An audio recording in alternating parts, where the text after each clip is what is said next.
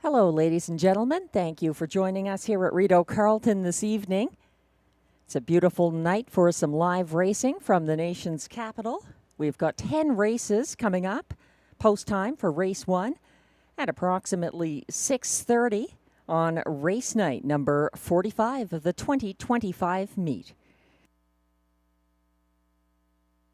The track condition is fast. Skies partly cloudy. A temperature of 17 degrees Celsius, 62 Fahrenheit. Winds are from the northeast at 19 kilometers an hour, 11 miles per hour. Humidity is at 38%.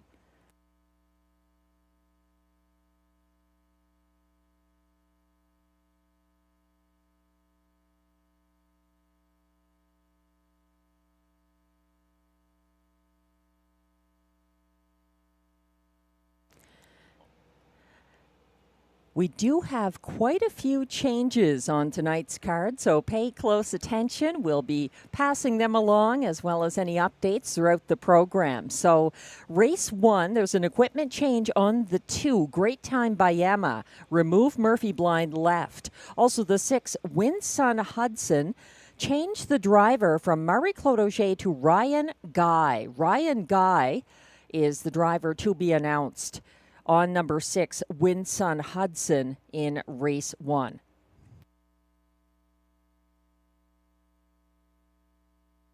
In race 2, there's a shoeing change on number 5, Tough Cooper, going aluminum to flip-flop shoes front. Also an equipment change in race 3 on number 2, RJ's Super Freak, adding blinkers. No changes in race 4.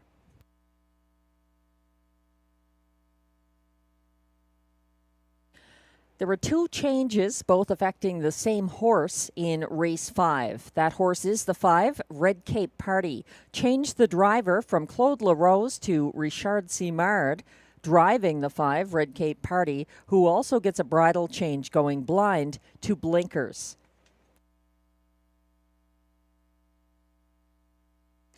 In race 6, there's a shoeing change on the 5, Ace 44 Jordan, going aluminum to steel front. In race 7, scratch the 3, Top Fill on a Verge, a judges scratch transportation of the 3 in race 7. In race 8, scratch number 8, Rob. Darcy Clancy is sick, so Rob will not go, and the also eligible in race 8 is not going to draw in. There were no changes in race 9. And in race 10, there's a scratch. It's number 8, Monty's Gone Marble, a vet scratch sick in race 10. That's all the changes so far. We'll keep you up to date as far as any others throughout the card. And for those of you who tuned in a little earlier, this Sunday we weren't able to have the usual features this week in harness racing, and worth remembering with some historic races of recent and older vintage. So we hope to have those back again next Sunday, and we apologize for not being able to offer them this Sunday. We do have 10 great races coming up here, and handicapping from myself and Glenn Pearson. Race 1 is a good-looking field of younger horses on the pace. There's Exactor, Triactor, Superfecta, and Early Daily Double wagering. And a strong favorite right now at odds of 2-5. Number 1, Jack Wick, making his debut for Robert Shepard and Mandy Archer. Jack Wick has not hit the board in 3 previous career starts from the rail, all racing in the Maritimes at Red Shores, Charlottetown.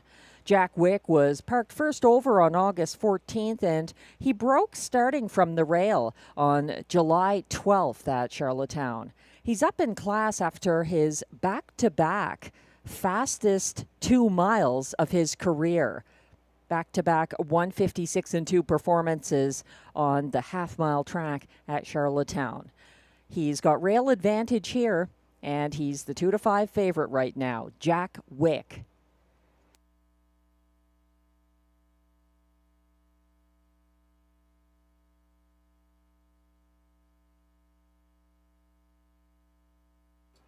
Some other contenders in race 1 include one that I saw warming up looking really good. Number 3, Muck Tuck Annie, currently at odds of 7-5.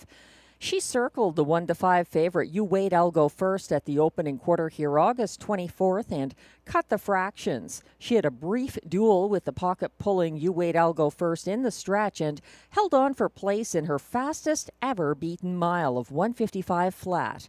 That's the 3, Muck Tuck Annie, looking strong in her warm-up.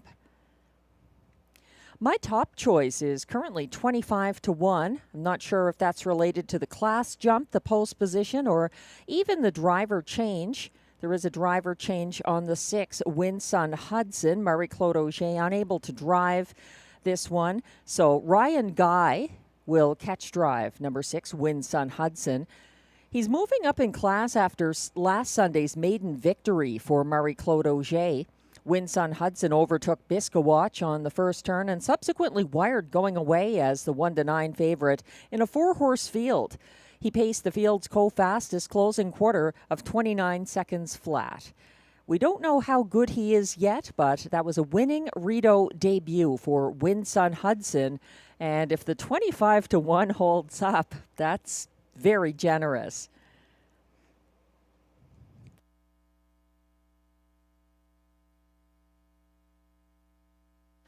Glenn Pearson has the 3, Muck Tuck Annie, on top of his ticket. Then he's going to the 2, Great Time by Emma, the 6, Winsun Hudson to show, and completing his superfecta with number 4, Little Casara.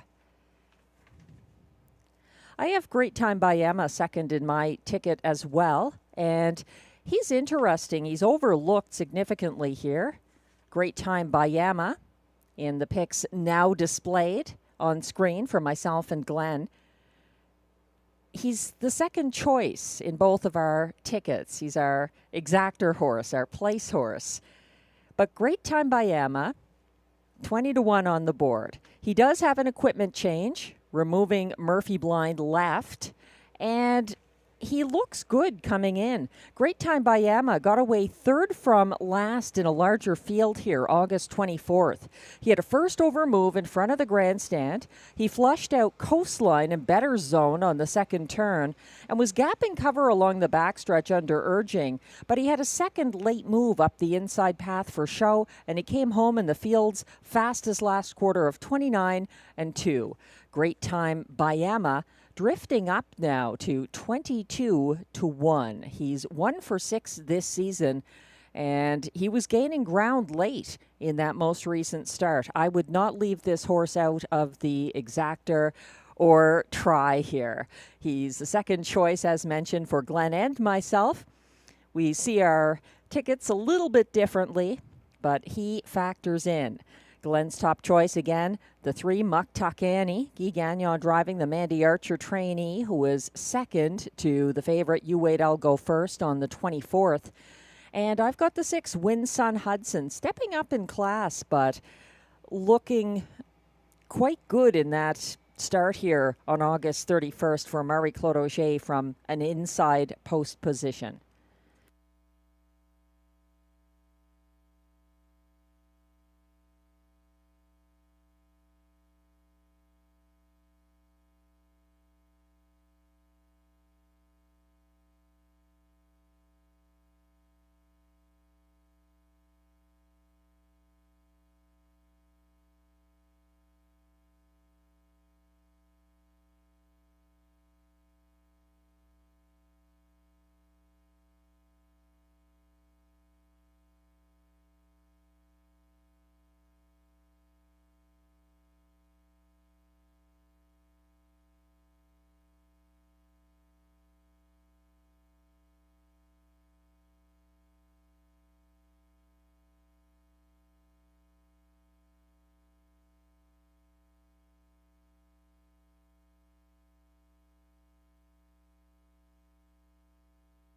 We're about 19 minutes away from post time for race 1. Thank you if you're just joining us on track at the OTB or online. We had one qualifier at 5 o'clock this afternoon here at Rideau Carleton. It consisted of 2 trotters and a pacer. It was won by Wildfire Blue Chip, who sat the pocket behind fellow trotter Ciel Bleu. Wildfire Blue Chip, the winner in 2:03 and 3. Ciel Bleu was a close second, a length and a half back after cutting the fractions. And pacer Art I A Thrill finished third, 2.5 lengths back. The fractions for that qualifier, 30 and 3, 101 and 1, 131 and 3, 203 and 3 for the 3-year-old six-pack colt, Wildfire Blue Chip.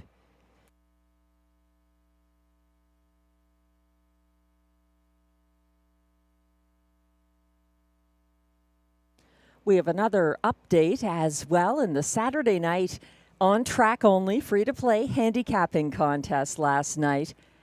There was nobody who took down the jackpot, so it's gone up again next Saturday evening on track only here at Rideau Carleton. $700 on offer. So if you're in the Ottawa area, even just passing through, I highly recommend Tammy Forgey's handicapping contest right here in the Trackside Simulcast Lounge. Always free to enter, and you must be on track to place your ballot and or collect your winnings. $700 on Saturday evening, September 13th.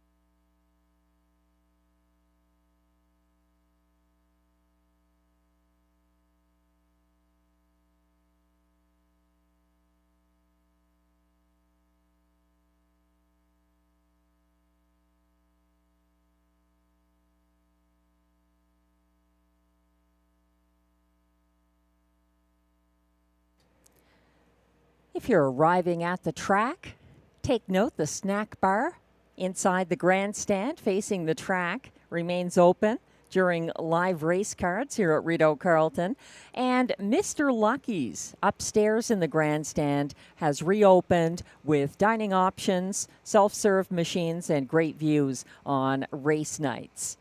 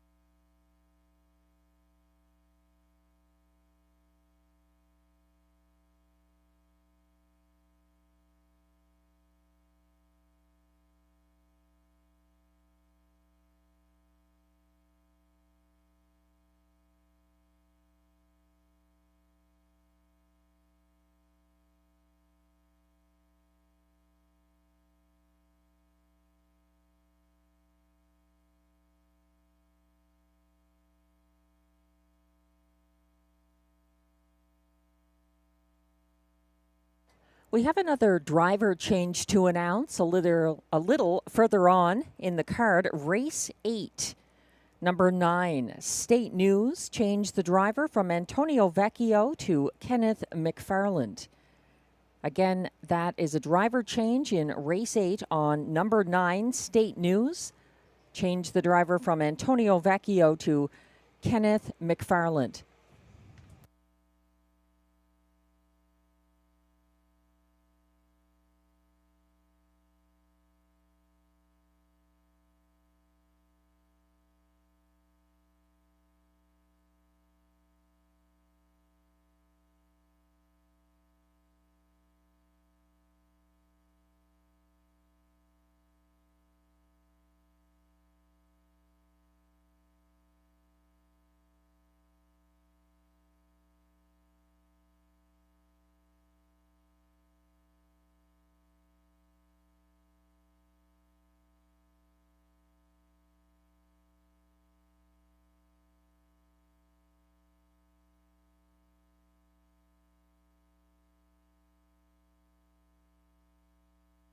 We're about 11 minutes away from race 1.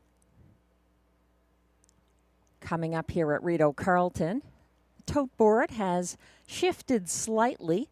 Number 3, Muck Tuck Annie. Now the 4 to 5 favorite. Number 1, Jack Wick, was taking some early money. He was a 2 to 5 favorite for a while. He's drifted up now to 3 to 1 odds, making his Rideau debut for Mandy Archer and Robert Shepard, a 2-time winner this season. He's up from Charlottetown after pacing the 2 fastest miles of his career, back-to-back, August 8th and 14th for Kenny Arsenault. That's Jack Wick with back-to-back 156 and 2 performances over the half mile at Charlottetown.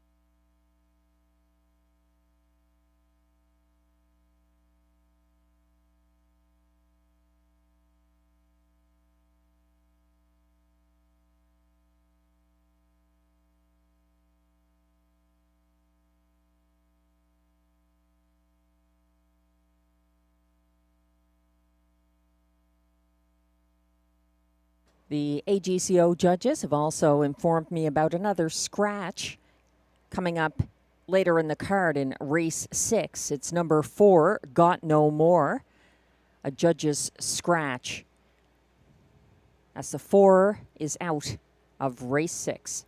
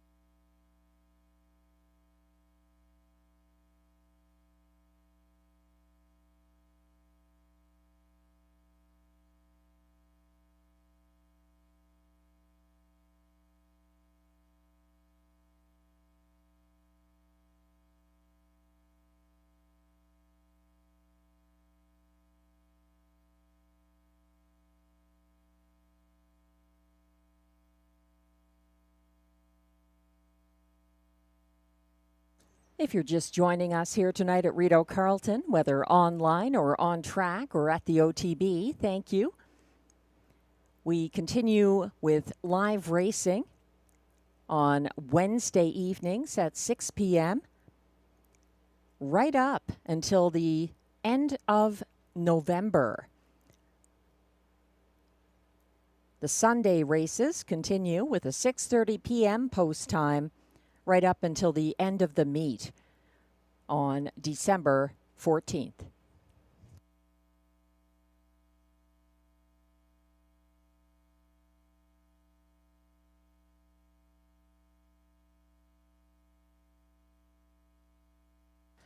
September is the birthday month for Rideau Carleton Raceway. The track opened in September 1962.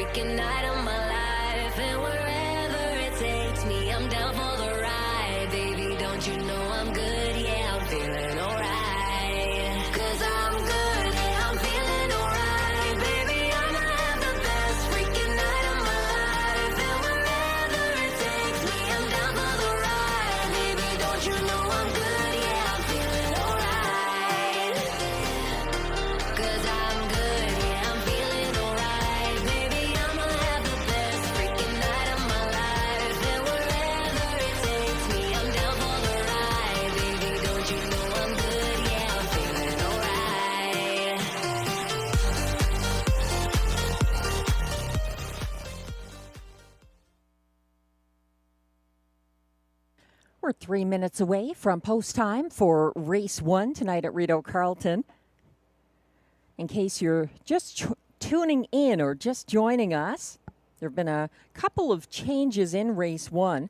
On number 2, Great Time by Yama removed the Murphy blind left. And on 6, Winson Hudson changed the driver from Marie-Claude O'Shea to Ryan Guy. If you're playing the early daily double, take note that in race 2, the 5 Tough Cooper has a shoeing change going aluminum to flip-flop front.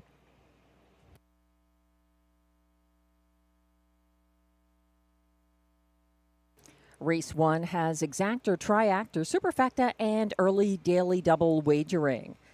And the betting public Back in support of the one, Jack Wick again, the 4-year-old gelded son of Mick Wicked, coming in from Prince Edward Island for the Rideau debut for Mandy Archer and Robert Shepard.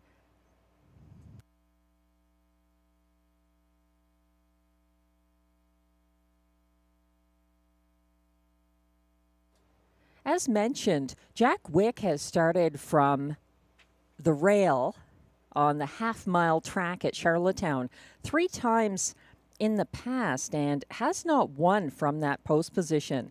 I got a little concerned looking at some of the replays and past performance lines. Jack Wick broke stride starting from the rail on July 12th at Charlottetown.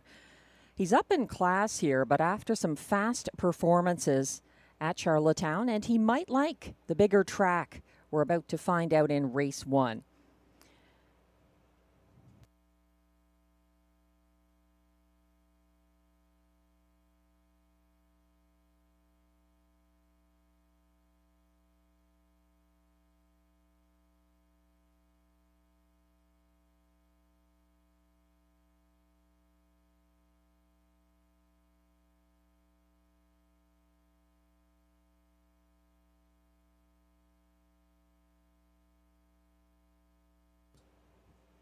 Glenn Pearson included the 4 Little Casara in his superfecta.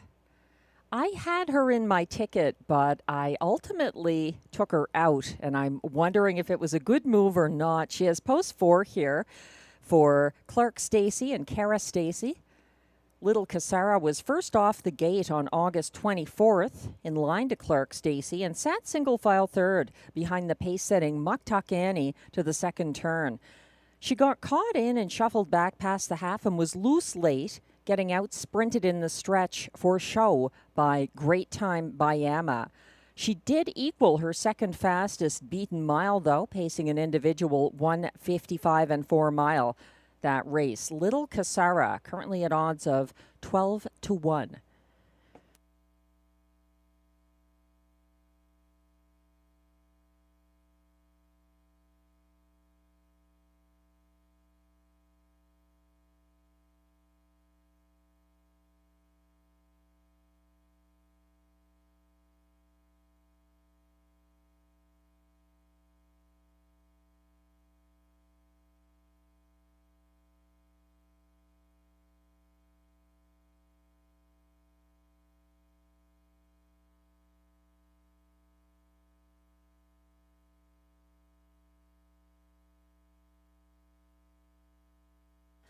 The Pacers are coming towards the track now from the paddock for the Race 1 post parade.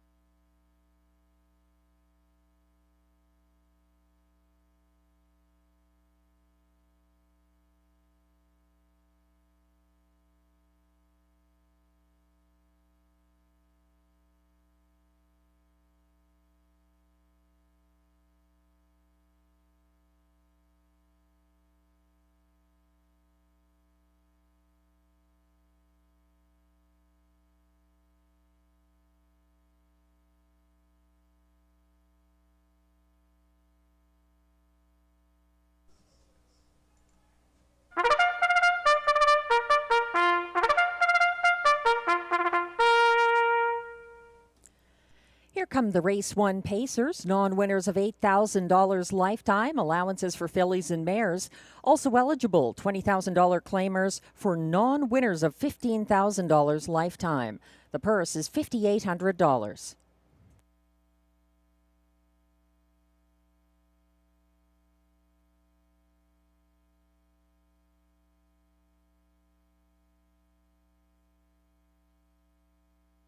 Introducing the field, number 1 is Jack Wick, owned by Daniel McIsaac of Charlottetown, Prince Edward Island, trained by Mandy Archer. Robert Shepard drives, the 3-5 favorite. 2 is Great Time by Emma, owned by a numbered Quebec corporation of Gloucester, Ontario, with Yvonne Duclos of Saint-Lambert, Quebec, trained and driven by Stéphane Pouliot. And there's an equipment change on Great Time by Emma, who removes Murphy blind left. 3 is Muck Tuck Annie, owned by Dean Larkin of Edwards, Ontario, trained by Mandy Archer, driven by Guy Gagnon. 4 is Little Cassara, owned by Ross Hitchens of Westbrook, Ontario, trained by Cara Stacey, driven by Clark Stacey. 5 is Whiskey Friday, owned, trained, and driven by Steve Germain of Ottawa.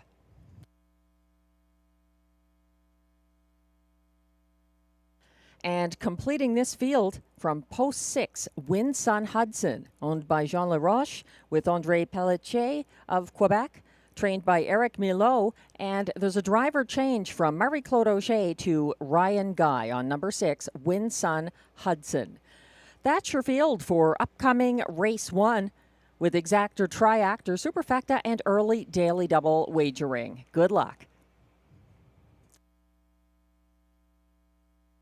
We're getting a good look at number 1, Jack Wick, making his Rideau debut. A little steppy gated there. Something to consider. He did make a break in one of his previous starts from the rail at Charlottetown. That was July 12th. But he's coming here after back-to-back career fastest performances over the half-mile track at Charlottetown, pacing 1:56 in 2 miles in his 2 most recent races at Charlottetown. 6-5 right now on the 1, Jack Wick.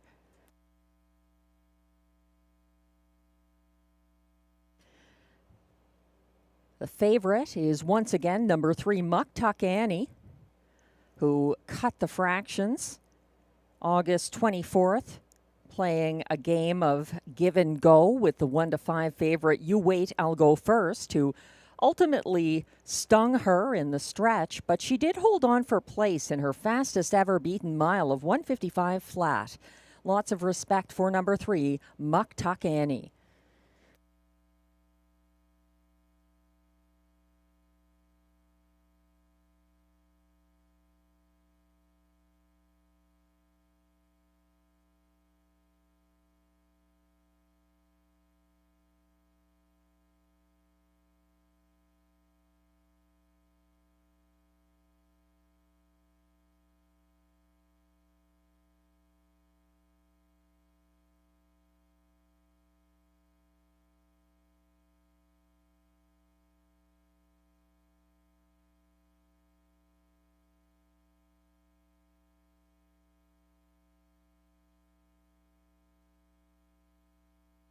There's still time to wager, but make sure you don't get shut out. They will be lining up shortly for race 1.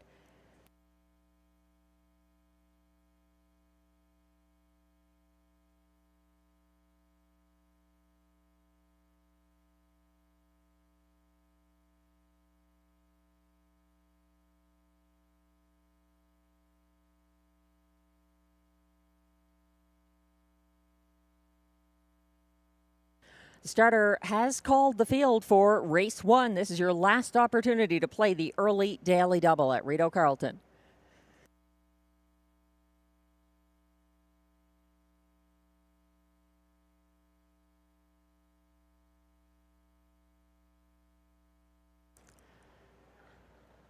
The Pacers are gathering in front of the grandstand, going behind the gate for race 1. Windows remain open. 1 is Jack Wick for Robert Shepard. 2, Great Time by Emma, Stéphane Pouliot. 3, Muck Tuck Annie, the current 4-5 favorite for Guy Gagnon. 4, Little Cassara, Clark Stacey. 5, Whiskey Friday, Steve Germain. And on the outside, 6, Win Sun Hudson for catch driver Ryan Guy. The field is on the turn.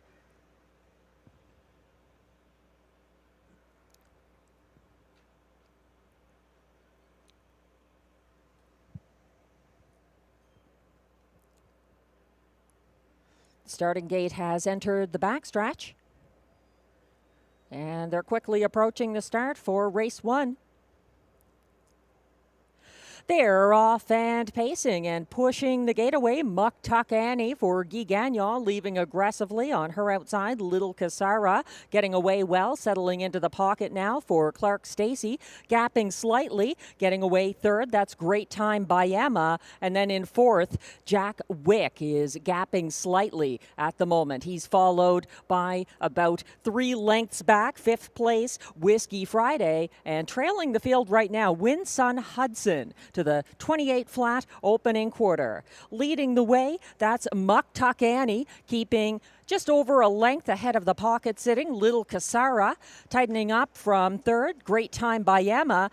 Looking interested in a first over move, but then taking back to set fourth along the pylons. That's Jack Wick, still following from fifth, Whiskey Friday, and still trailing Win Sun Hudson as they circle towards the halfway point, getting there in 57 seconds even. A 29-second second panel set by Muck Tuck Annie, still stalked closely by Little Casara.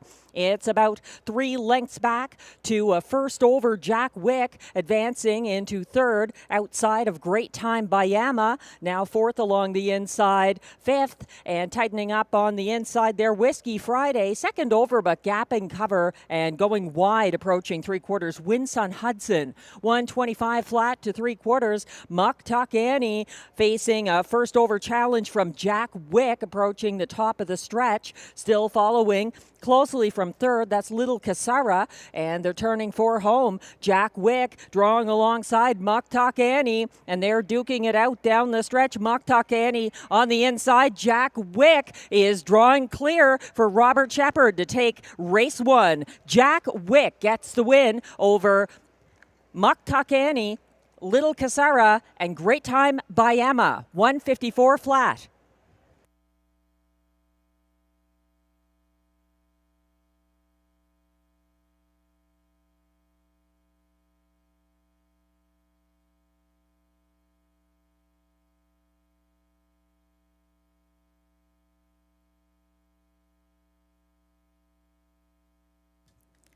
Muck Tuck Annie cut the fractions again, and Jack Wick obviously enjoyed the 5/8 mile track at Rideau Carleton, getting win number 3 of the year, and an impressive new lifetime mark of 154 flat for driver Robert Shepard. Congratulations.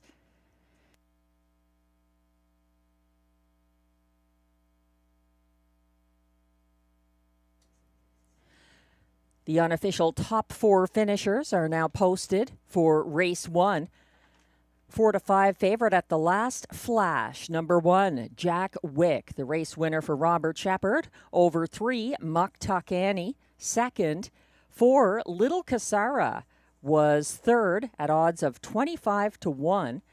And fourth was number 2, Great Time by Emma. 1, 3, 4, 2 in race 1. Please hold all tickets.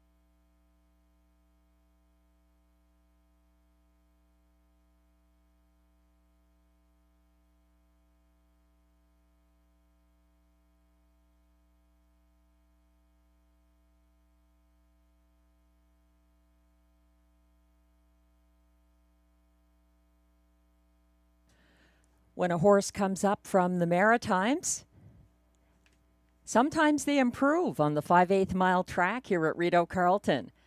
That's what happened in race 1. Here's race winner number 1, Jack Wick in the winner's circle, a 4-year-old bay gelding by Mick Wickett out of Pop's Pumpkin, owned by breeder Daniel McIsaac of Charlottetown, Prince Edward Island, trained by Mandy Archer, driven to victory by Robert Shepard in a sharp new lifetime mark of 154 flat. Congratulations.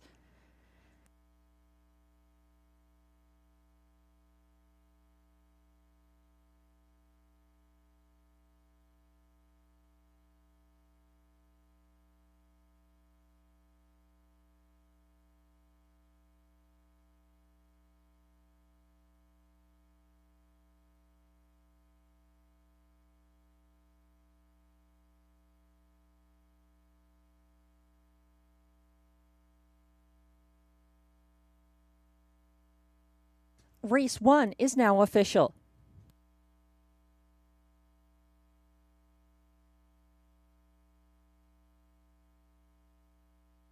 Prices are posted for race 1, where winner number 1, Jack Wick, pays $3.90 to win. The $2 exactor 1-3 combination returns $10.10. It's $18.70 for the $1 triactor 1-3-4 combination and $35.70 for the $1 superfecta 1-3-4-2.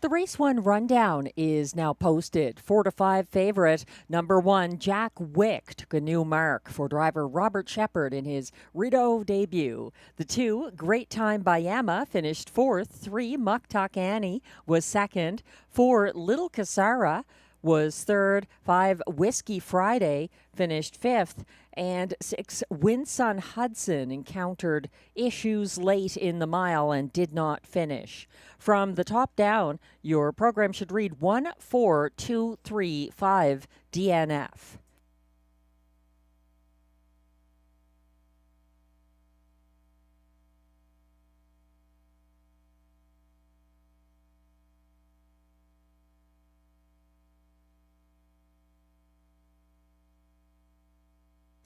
Race 2 is coming up next here at Rideau Carleton, and it's the first pick 4 sequence of the night, beginning in race 2. There's also exactor, triactor, and superfecta wagering. And this is a group who are relatively young pacers, $10,500 claimers.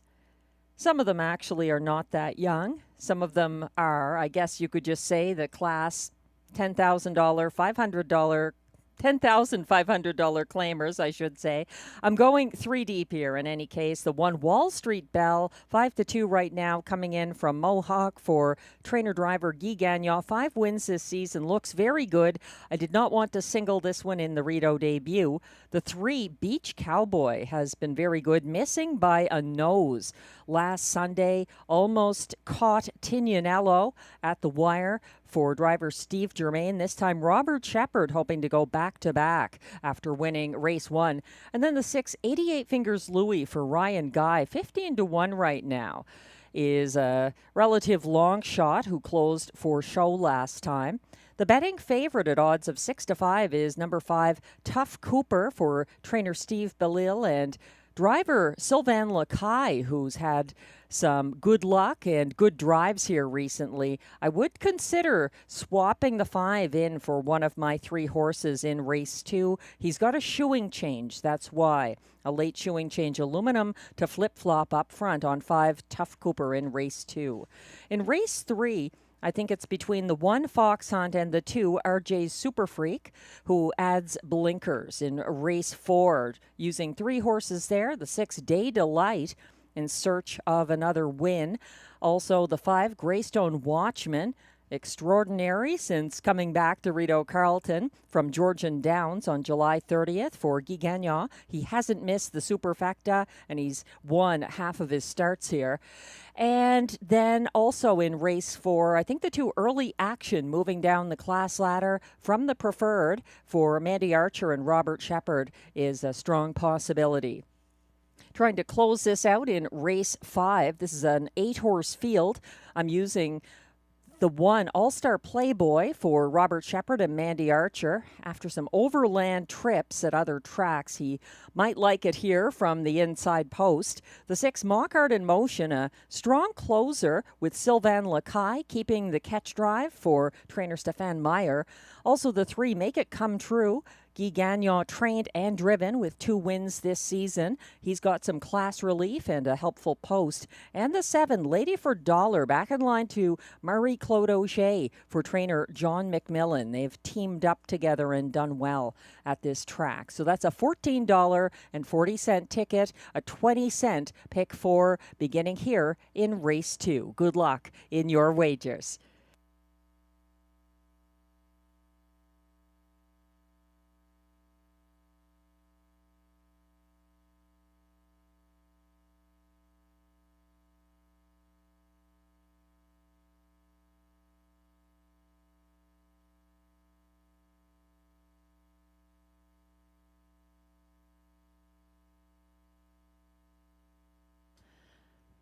A shout out to a couple of friends playing Rideau Carleton in British Columbia.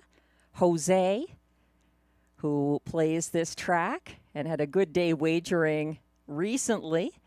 And also to my friend Fraser, a handicapping buddy for many years.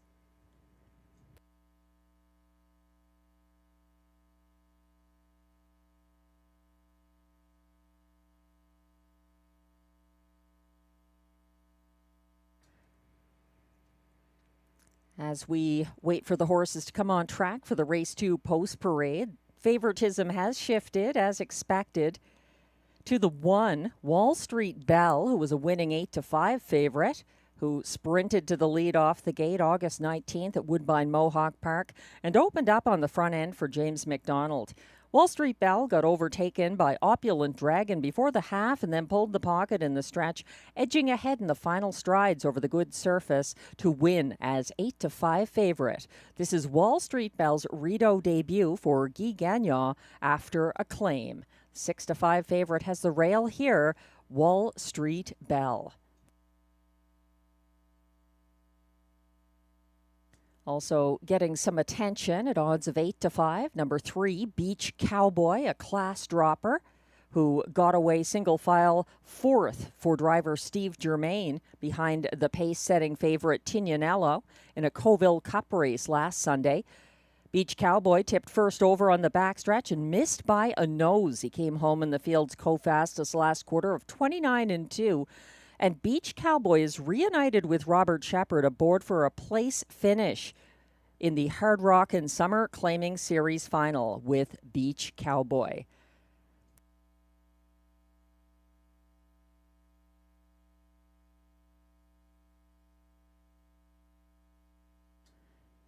Number 5, Tough Cooper, was momentarily the favorite. He's drifted up now. He's 3-1. He's got some class relief, and he's back in line to Sylvain Lacaille, who was on board for the August 6th place finish at this track. Tough Cooper was taken to the back of the field by William Waugh on August 27th and got caught in 6th at the half. He was gapping 4th over, 3rd from last past 3 quarters, and he's slightly above the classification of his June 22nd lifetime best win at this track. And that was for Robert Shepard, who's now driving Beach Cowboy. Tough Cooper, though, with a shoeing change that could also pay dividends in upcoming race 2. They're coming on track now for the post parade.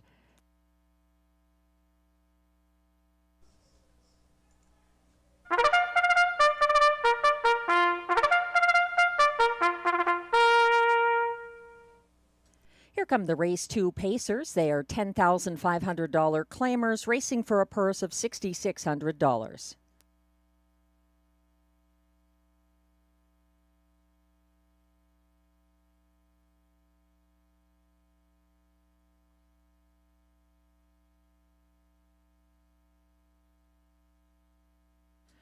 Here's the current even money favorite, number 1, Wall Street Belle, owned by Écurie Guy Gagnon, incorporated with Seth McLeod, both of Gatineau, Quebec, trained and driven by Guy Gagnon.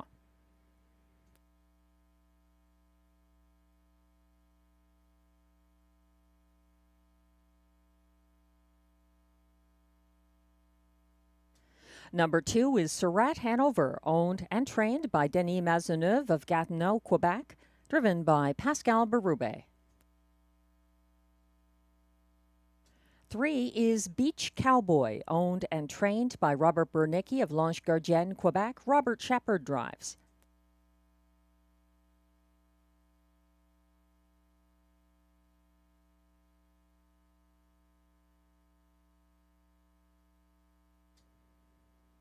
Four is Carson Star Choice, owned and driven by Daniel Saint-Pierre of Vaudreuil-Dorion, Quebec, trained by Richard Simard. 5 is Tough Cooper, owned by Antonio DeMario and Antonio Belfiore, with Melanie Leach, all of Ontario, trained by Steve Bellil and driven by Sylvain Lacaille. Tough Cooper gets a shoeing change, aluminum to flip-flop front.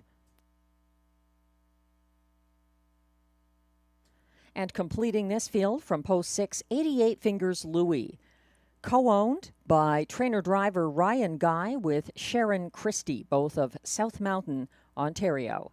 That's your field of 6 for upcoming Race 2, Exactor, Triactor, Superfecta, and early pick for wagering.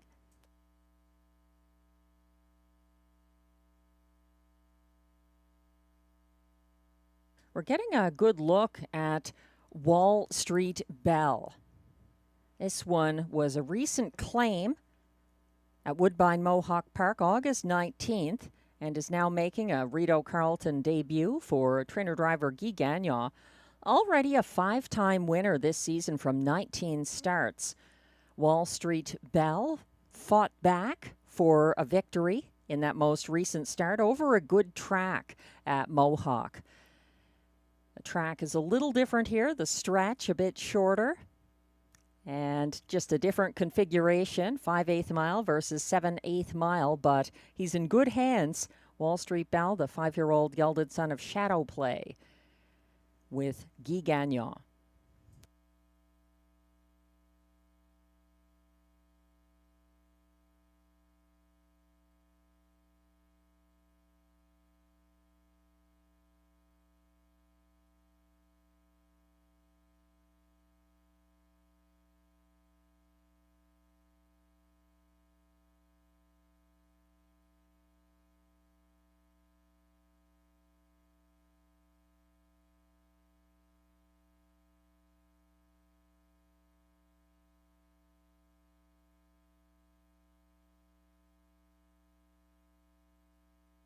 We're getting a look at the track handicapper selections. Glenn Pearson and myself in agreement about the one Wall Street Belle, looking good coming in from Mohawk off the claim to make the Rideau Carleton debut. Helpful post position. Glenn is looking to the 5, Tough Cooper in the place spot, and then going with 3, Beach Cowboy third, ahead of the 6, 88 Fingers Louie. I have the same horses, just shuffling the deck a little differently. Beach Cowboy missing by a nose behind the 3-5 favorite Tignanello in the Coville Cup. Was quite impressive last Sunday, and now he's back in line to Robert Shepard, a 3-time winner this season. Number 3, Beach Cowboy, 5-2 right now. Glenn's second choice, and my fourth choice is the 5, Tough Cooper. 2 wins this season in 27 starts, but a lifetime mark taken here of 152 and 4 earlier this season. He's got the shoeing change too, aluminum to flip-flop front on the 5, Tough Cooper.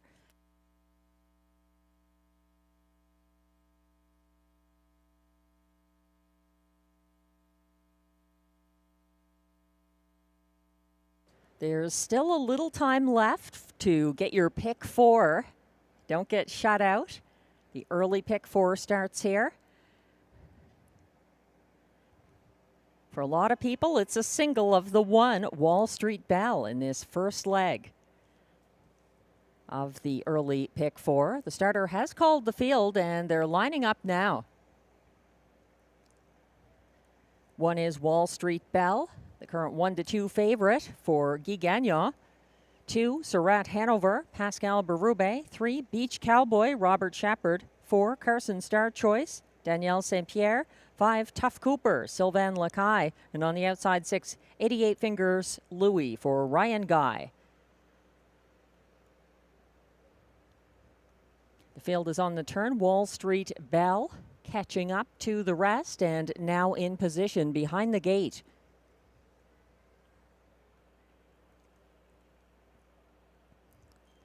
Six noses on the gate as they approach the start now on the Rideau Carleton backstretch.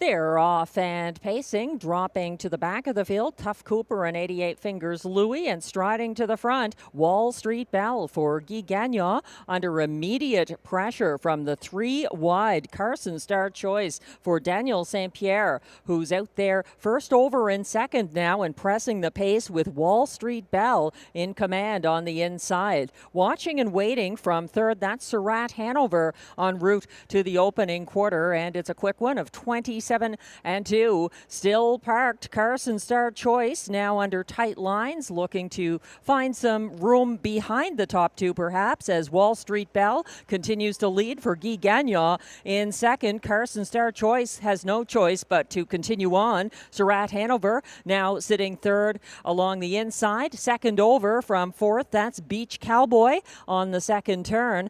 Caught in following him from fifth, 88 Fingers Louie lacks racing room, and third over from last past the half, Tough Cooper underway. 57 and 1 to the half, 29 and 4, and still in charge, Wall Street Belle, leading by about a length and a half, and dropping back now after that first overbid. Carson Star Choice going in reverse, and Beach Cowboy is drawing alongside the sulky, approaching 3/4, and Wall Street Belle just shrugging him off. 125 and 3 at 3/4, and opening up now by 3 lengths on the final turn. Wall Street Belle looking good, still giving chase from second on the inside. That is Surratt Hanover, who's trying a late move up the inside path for Pascal Berube, but Wall Street Belle looks too good. He's still out there by 2 lengths, and he's going to make his Rideau debut, a winning one for Guy Gagnon. Wall Street Belle, Surratt Hanover, 88 Fingers Louie, and Beach Cowboy, 154 and 1.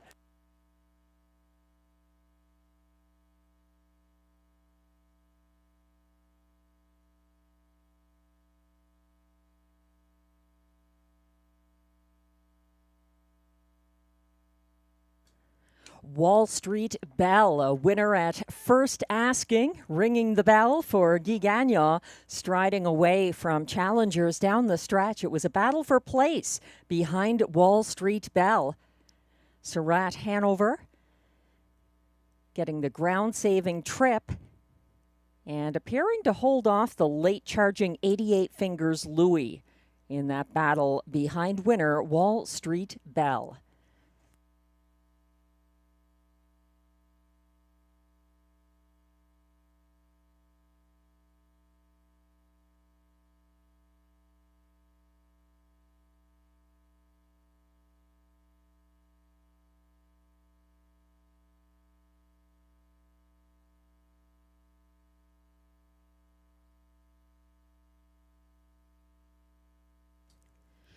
Unofficial results are now posted for the top four in race 2, going off as the 1-2 favorite.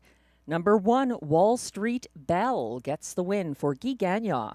Over the 2, Surratt Hanover at odds of 25-1.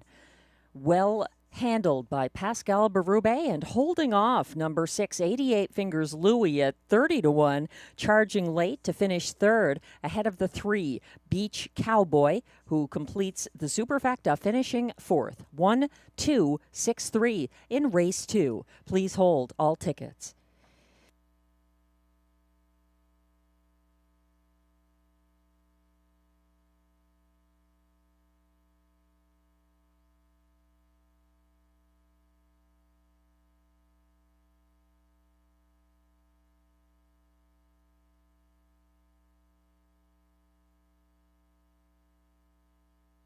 A shout out to another West Coast Rideau Carleton fan, Jose Sotelo Sr., watching in British Columbia from home.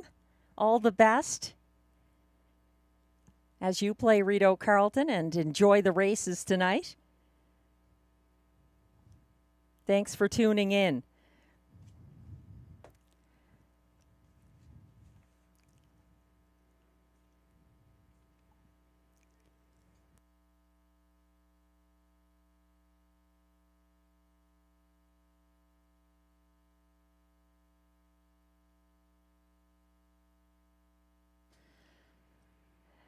Now entering the Rideau Carleton winner's circle. Hi, Sam. Now back in the Rideau Carleton winner's circle. Unofficial race 2 winner. Number 1, Wall Street Bell, a 5-year-old bay gelding by Shadow Play out of Bell Bottom Pans, owned by Ecurie Guy Gagnon Incorporated and Seth McLeod of Gatineau, Quebec, bred by Winback Farm of Chesapeake City, Maryland, trained and driven by Guy Gagnon. 154-1. That's a new seasonal mark. Win number 6 of the season in start number 20. A perfect Rideau debut for Wall Street Bell. Congratulations.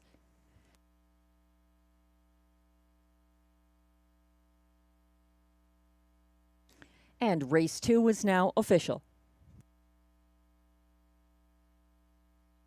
Prices are posted in race 2. Number 1, Wall Street Bell, pays $3 even to win. The $2 1-2 exactor pays $28.80. It's $92.95 for the $1 triactor 1-2-6 combination. The $2 early daily double 1-1 returns $7.90. And that's superfecta, a $1 ticket 1-2-6-3 pays a generous $250.80 with the favorite on top.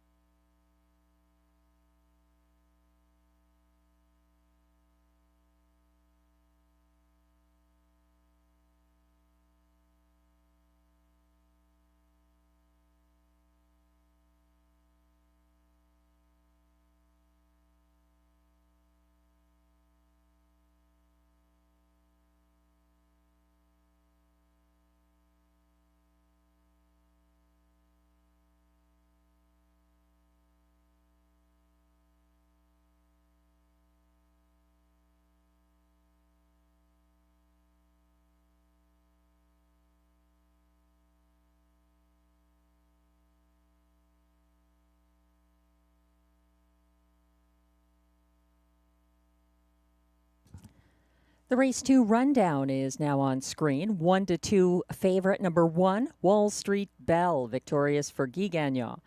The 2, Surratt Hanover, a good second at 25-1. 3, Beach Cowboy, tired and faded to 4th. 4, Carson Star Choice was parked out and finished 6th. 5, Tough Cooper ended up 5th. And 6, 88 Fingers Louie was flying late for show at odds of 30-1. From the top down, your program should read 1, 2, 4, 6, 5, 3. The fractions 27 and 2, 57 and 1, 125 and 3, 154 and 1. That's a seasonal best for Wall Street Belle. Welcome to Rideau Carleton.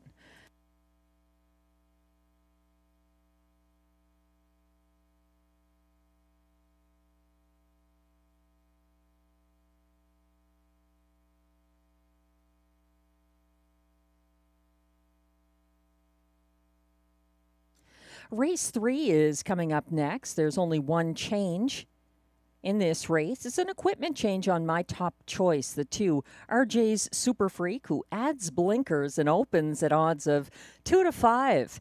I thought more people would be playing the 1, Fox Hunt, to win. That's Glenn's top selection. And definitely a horse to use in any ticket that you're getting here in race 3. Somewhere in your ticket, exactor, triactor, superfecta, or pick 3. Glenn and I both like the 5 here as well. Bayfield Beach for Ryan Guy and Vic Putty. This one a winner by a head over Dr. Joe in his most recent outing last Sunday. And that was for Ryan Guy. This horse just knifing through traffic on August 27th. So Bayfield Beach, 8-1. He's a little bit scary, even from post 5 in this group. Glenn's using him in the place spot. I have him to show behind RJ Super Freak and Fox Hunt. We both are also using the 4, Dr. Joe, Marie-Claude Auger driving this Vic Putty trainee, a 3-time winner this season, and a fast one at Rideau Carleton, winning going away for Auger back on August 3rd at a slightly lower classification. Same horses, different order.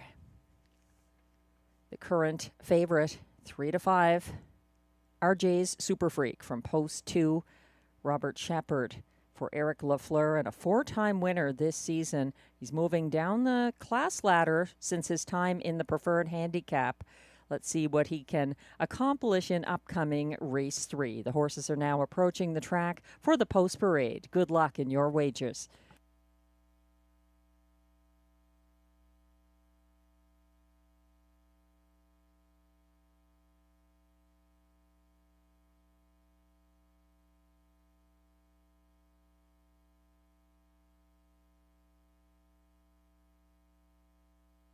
Take note that Wednesday, September 10th, will be the National Caretaker Appreciation Day events here at Rideau Carleton Raceway, something for the caretakers or grooms who look after the racehorses, who are the ultimate engine behind the sport of harness racing. We salute the grooms every day of the year, and we look forward to recognizing them this Wednesday, 6 p.m. post time.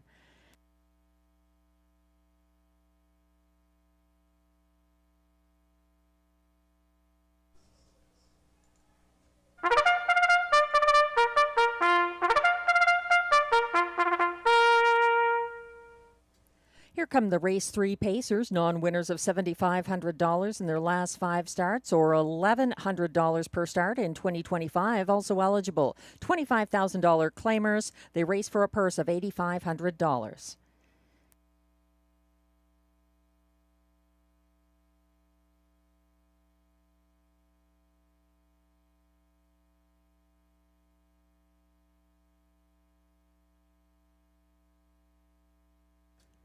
One is Fox Hunt, owned by Jamie and Jacob Copley of Kenmore, Ontario, with James Copley of Inverness, Nova Scotia, trained by Jacob Copley, driven by Guy Gagnon.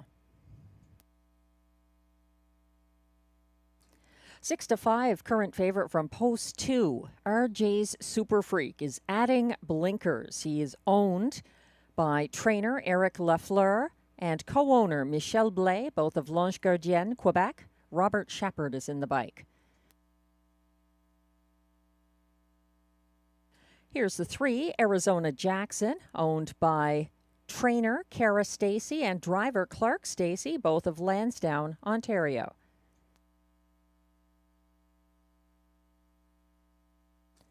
Four is Dr. Joe, owned by Limco Incorporated, Shadowgate, Quebec, trained by Vic Putty. Marie-Claude Auger drives.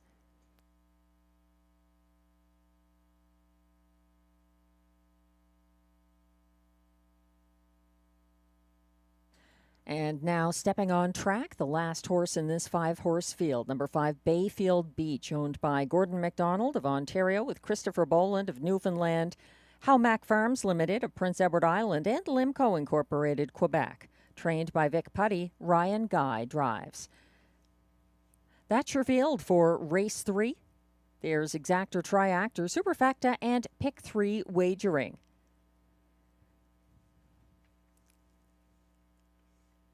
The betting public is showing support now for Fox Hunt.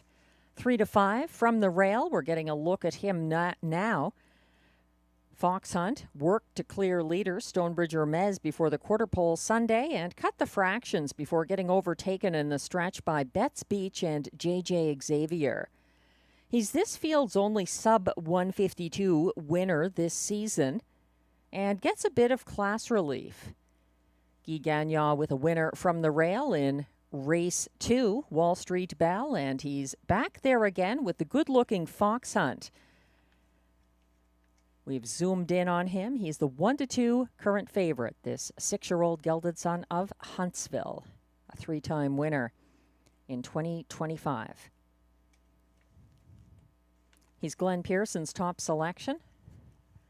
Meanwhile, drifting up slightly at odds of 2-1 at the moment, number 2, RJ's Super Freak. He's my top choice here. He adds blinkers. RJ Super Freak won with a first over grind in his only previous start for Robert Shepard. That was May 11th at a lower classification here. Now, RJ Super Freak has got post and class relief. He backpedaled to 5th after getting caught wide leaving Sunday, then got caught in and shuffled to last at the half. He closed up the inside path for 5th, pacing the field's second fastest last quarter of 28 seconds flat.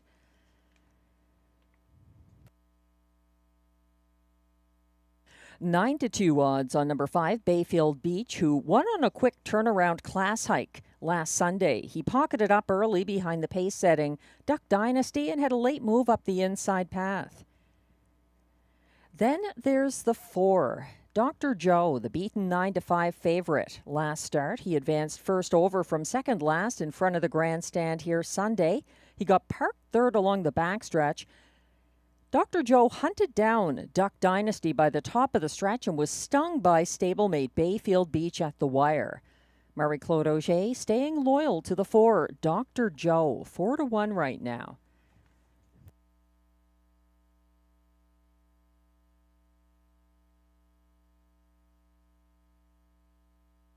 This is a strong field. Even the 3, Arizona Jackson, overlooked at 18-1 because he's moving up in class. This horse was a winner on August 24th for Clark Stacey, his second win of the season, 154-1.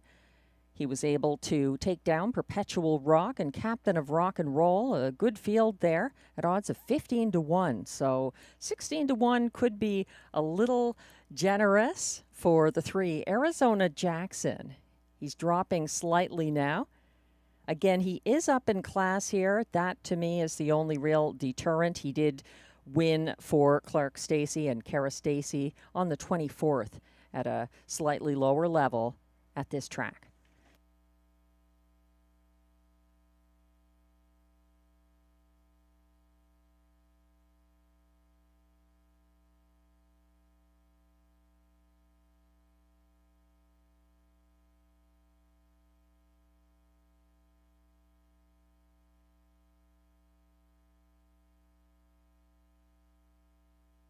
Starter has called the field for race 3. This is your last opportunity to play the pick 3 sequence. It kicks off here. A competitive field of 5 lining up behind the gate. As a field of 7 Canada geese go in the opposite direction overhead. From the inside out, they're the 1 Fox Hunt for Guy Gagnon, the 2 RJ Super Freak, Robert Shepard, 3 Arizona Jackson, Clark Stacy, 4 Dr. Joe, Marie-Claude Auger, and on the outside 5 Bayfield Beach for Ryan Guy. They're on the turn.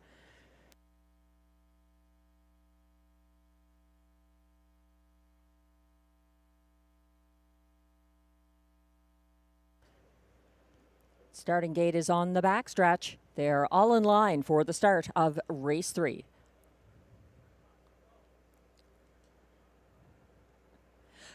They're off and pacing, and Fox Hunt is leaving aggressively from the inside, backpedaling to sit second. RJ's Super Freak, and caught wide, looking to reverse into third along the pylons. Arizona Jackson opening up now by about a length and a half on the front end. Fox Hunt is in control, keeping just ahead of RJ's Super Freak for Robert Shepard, and then it's Arizona Jackson, followed by Dr. Joe and Bayfield Beach at the back, 27-4 to the opening quarter, and up front controlling things, Fox Hunt looking strong, leading by 2 over the 2. RJ's Super Freak in the pocket. It's a couple of lengths back to Arizona Jackson third. Close up behind him in fourth, that is Bayfield Beach, and trailing Dr. Joe as they head around the second turn. Dr. Joe stepping out to come first over from last for Marie-Claude Auger, and all alone, reaching the half in 57 flat. That's Fox Hunt continuing to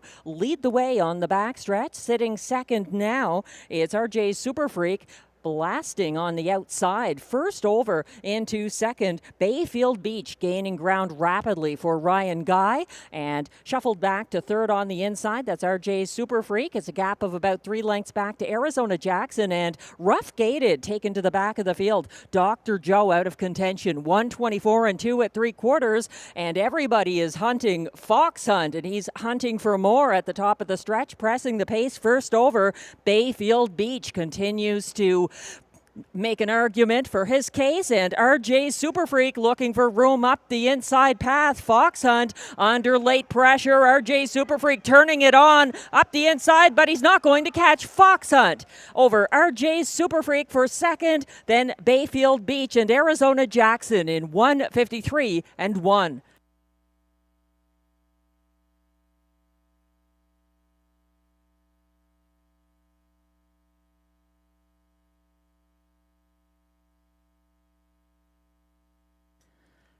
Fox Hunt enjoyed the front end trip and held off the late speed of RJ's Super Freak and Bayfield Beach.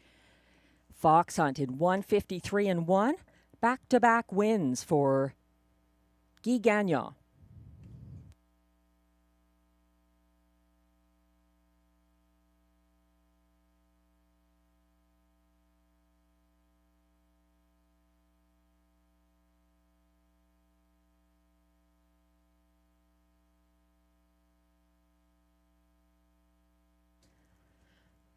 The unofficial top 4 finishers are now posted for race 3. 1 to 5 favorite number 1 Fox Hunt, the race winner for Guy Gagnon. Over 2 RJ's Super Freak, second. 5 Bayfield Beach, third. And at odds of 23-1, number 3 Arizona Jackson completes the superfecta 1, 2, 5, 3 in race 3. Please hold all tickets.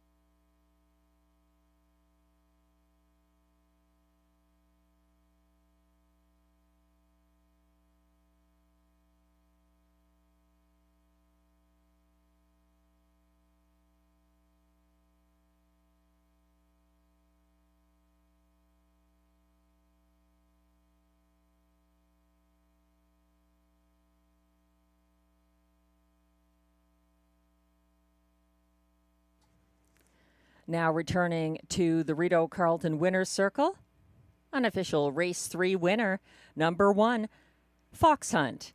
1-5 favorite, a 6-year-old bay gelding by Huntsville out of Wrangler Magic, owned by Jamie and Jacob Copley of Kenmore, Ontario, with James Copley of Inverness, Nova Scotia. Fox Hunt was bred by Crawford Farms, LLC of Syracuse, New Jersey. Make that New York, I should say. And he's with his trainer, Jacob Copley, and driver, Guy Gagnon, exiting the winner's circle now, 153-1. That's win number 4 of the season for Fox Hunt.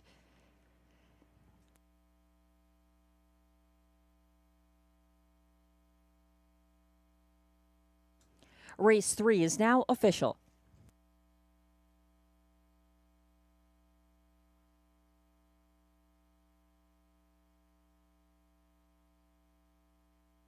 Prices are posted for race 3, where number 1 Fox Hunt pays $2.50 to win.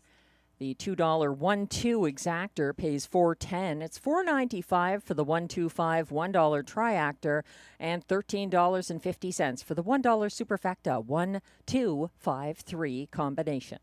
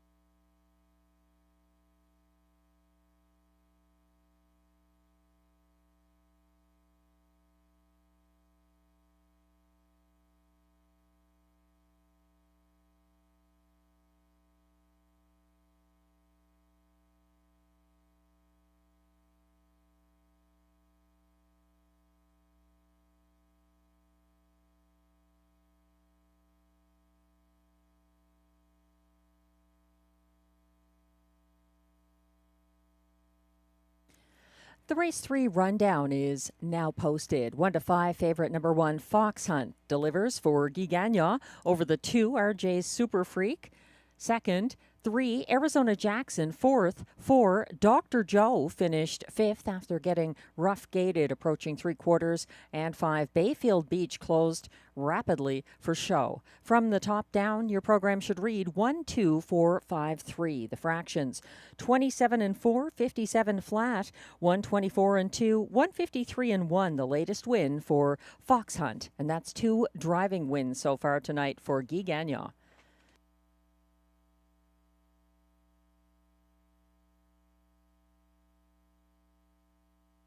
Race 4 is coming up next with exactor, triactor, superfecta, and middle pick 4 wagering. No changes in race 4. And this is a nice field of 6. Some of these horses recently dropping from the preferred level, others working their way up the class ladder, like Guy Gagnon's number 5 Greystone Watchman. 4 wins and 12 starts this season. He was 3rd in his most recent try, a beaten favorite here on August 27th. But Guy Gagnon having a good night, and this horse can win from anywhere. He was a winner from post 7 on August 20th, and he overcame post 8 to win when he came in from Georgian Downs on July 30th for Guy Gagnon. This is a competitive race, handicapping-wise. Myself and Glenn see it a little differently. He's got early action. The 2 over the 1, Beef and Cheddar, then 5, Greystone Watchman, and 60, Delight to complete his superfecta. I've got a 20-cent pick 4 ticket mapped out here, and I'm going 3 deep in race 4. I think 6 Day Delight, the current 6-5 favorite, is liable to get back into his winning ways again in this field. I think the beaten 3-5 favorite last start, number 5, Greystone Watchman, deserves to be up in class and can win at this level. And I'm also using Glenn's top pick, number 2, Early Action, who looks like Robert Shepard's choice over the 1, Beef and Cheddar. In race 5, going with a couple of horses there, the 1, All-Star Playboy, making a first start for Mandy Archer, and Robert Shepard's apparent choice over Midnight Mood and Always Your Way. And I'm going to back up that ticket with the 6, Mockart in Motion, a good closer who retains driver Sylvain Lacaille. In race 6, these are rather inexperienced, light on wins horses. John McMillan's number 3, Value Can Do It Cupcake, was very good in her Rideau debut for Mike Healy in her most recent start. That was Sunday. I'm also using the beaten 3-5 favorite, number 6, Built to Thrill, and the 2, Cattle Crush, making a Rideau debut for Marie-Claude Auger. Also the trailing horse there, coming in from Hippodrome 3R, number 9, Speedy Dancer, or I stand corrected, coming in from Grand River. This one was a beaten 8-5 favorite who jumped it off at the top of the stretch in his most recent start, and now he's coming to Rideau. In race 7, going 3 deep there, the 7, Keystone Prestige, also the 1, Time to Dancing, and 2, Woodmere Gaelic. It's a 20-cent pick 4 ticket costing $14.40. Good luck in your selections in upcoming race 4.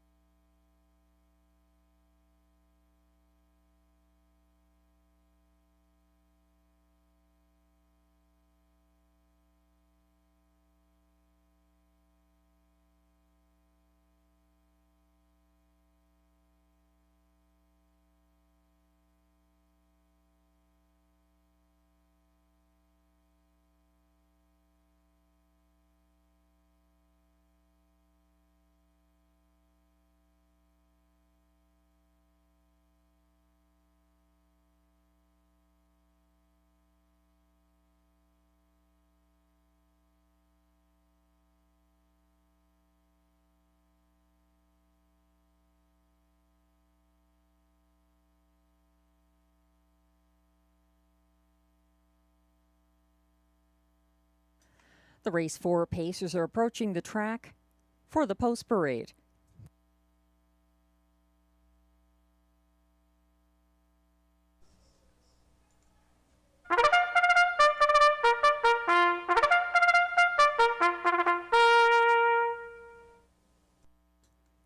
These pacers are non-winners of $6,000 in their last 5 starts. Also eligible non-winners of $40,000 lifetime with allowances for fillies and mares. And also eligible $18,000 claimers. They're racing for a purse of $8,200.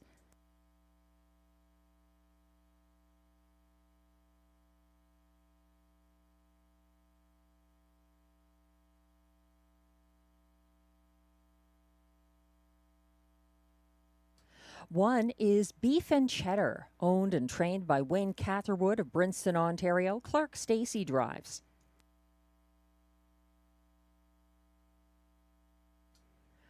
Number 2, Early Action is the early even money favorite. He's owned by Jamie Copley of Kenmore with Kimberly Eaton of Brockville, Ontario. Trained by Mandy Archer, Robert Shepard is in the bike. 3 is Skylar. Co-owned by trainer Danielle Dulude of Saint-Martin, Quebec, who shares ownership with Silvio Rivari of Saint-Lazare, Quebec. Ryan Guy is in the sulky.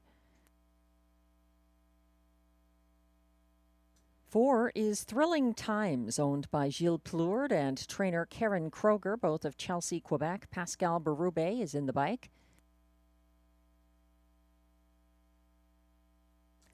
5 is Greystone Watchman, owned by Nicolas Soucy of Sorel-Tracy, Quebec, trained and driven by Guy Gagnon. And from post 6, it's Day Delight, owned by Triple S Equine of Newton, Ontario, trained by Vic Putty. Marie-Claude Auger drives. That's your field of 6 pacers for upcoming race 4. Kicking off the middle pick 4 sequence tonight at Rideau Carleton. There's also Exactor, Triactor, and Superfecta wagering on the menu here. No changes in race 4. Here comes the 2, Early Action. 6-5 favorite. Looking quite good here, and he is the top selection for Glenn Pierce in this race. Early Action looks like Robert Shepard's choice over Beef and Cheddar in upcoming race 4. He gets some post and class relief. His most recent off-the-pace victory was at this level from the rail on August 17th with Guy Gagnon driving, however. Early Action was first over from second last in front of the grandstand Sunday and got parked third along the backstretch. He faded on the final turn. I'm using him in the ticket, but a little further down in third. Early Action, the popular favorite right now at odds of 6-5. Also popular with Glenn Pearson on top of his ticket in upcoming race 4. I see it almost the opposite way. Glenn's 4th choice is the horse I have on top, currently at odds of 3-2 from post 6. Day Delight. His latest win was going away in 151-4 at this level, June 29th for Marie-Claude Auger. He was taken to the back of the field early on Sunday and was second over from last in front of the grandstand to follow the advancing cover of Early Action. Day Delight went 3 wide around his stalling cover on the final turn and lost momentum at the top of the stretch. He has a slightly better post here for the rematch. That's number 6, Day Delight.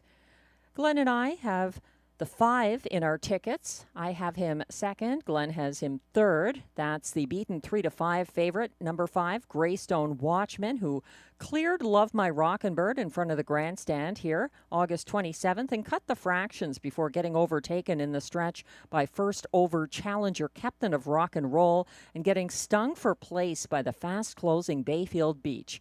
He's up in class, but he does seem to have a lot of it. That's the 5, Greystone Watchman, currently at odds of 6-1, which is surprising after back-to-back winners driven by Guy Gagnon.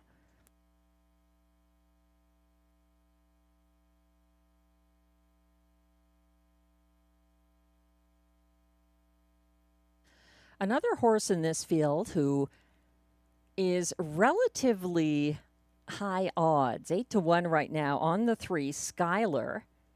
He's getting post relief on a class hike. He's known as a strong closer, but his most recent 2 wins were on the front end. And he's reunited with Ryan Guy, who was aboard for his nearly gate-to-wire victory at a lower classification here on June 15th. That's the 3, Skylar.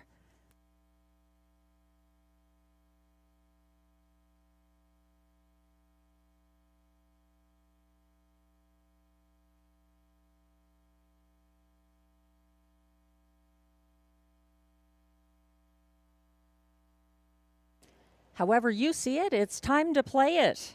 The starter has called the field for race 4. Still a little time left to get involved in the middle pick 4, but it begins here.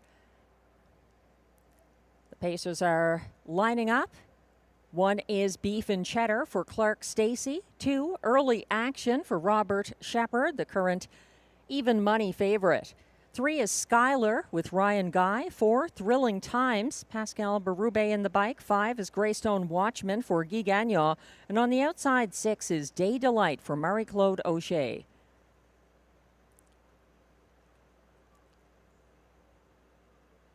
The field is gradually getting into position as the starting gate moves around the turn under the full moon.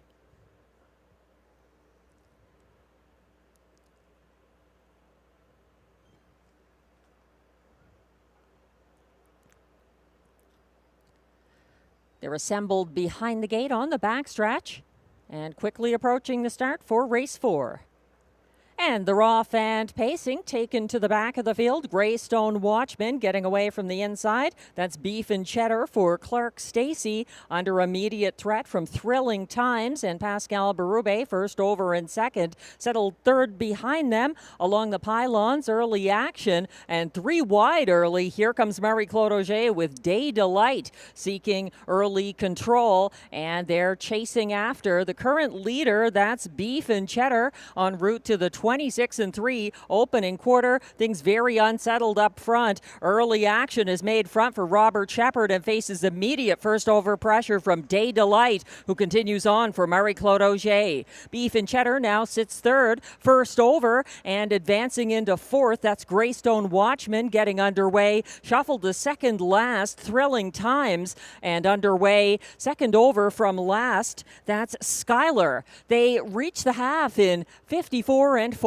and leading the way now, it's the white-nosed Day Delight along the backstretch, keeping about a length and a quarter ahead of early action. Further back, first over into third and grinding away on the backstretch, Greystone Watchman on his inside fourth. That's Beef and Cheddar gapping back in fifth along the pylons. Thrilling Times and Skylar still second over and trying to get something going from the back of the field as they head past three quarters, 1:22-4, and the pressure is turning on up front as early action exits the pylons and challenges Day Delight at the top of the stretch. He's moving right on past, soaring to the lead. Early action opening up late for Robert Shepard over next best. Day Delight going to hold on for place.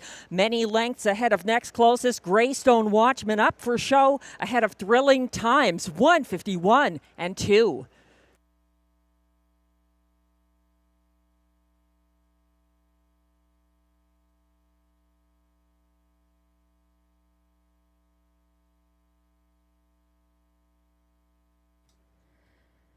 Early action.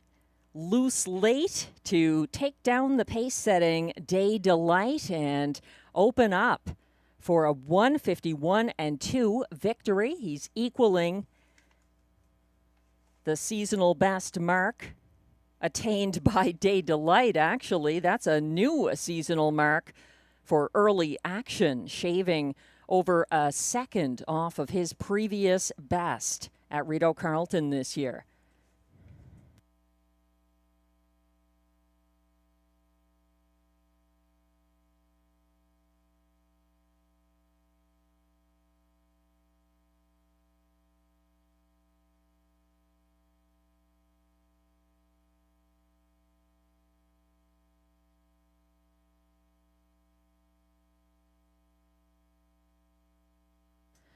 Unofficial top four order of finish is now displayed for race 4. Going off as the 3-5 favorite, number 2, Early Action, a winner for Robert Shepard, his second winning drive of the card. Holding on for place was the pace-setting number 6, Day Delight. Third, several lengths back to the 5, Greystone Watchman. And completing the superfecta, number 4, Thrilling Times. 2-6-5-4 in race 4. Please hold all tickets.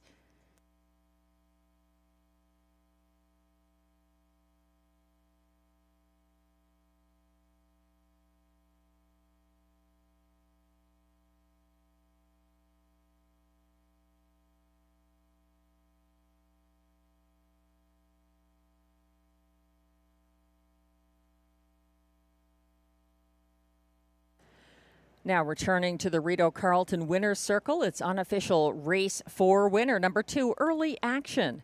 A 6-year-old bay gelding by Huntsville out of Fashion Katie, owned by Jamie Copley of Kenmore with Kimberly Eaton of Brockville, Ontario, bred by Hanover Shoe Farms Incorporated of Hanover, Pennsylvania, trained by Mandy Archer, and that's the second driving win of the night for Robert Shepard, and a new seasonal best, 151 and 2 for Early Action in his 4th win of the meet.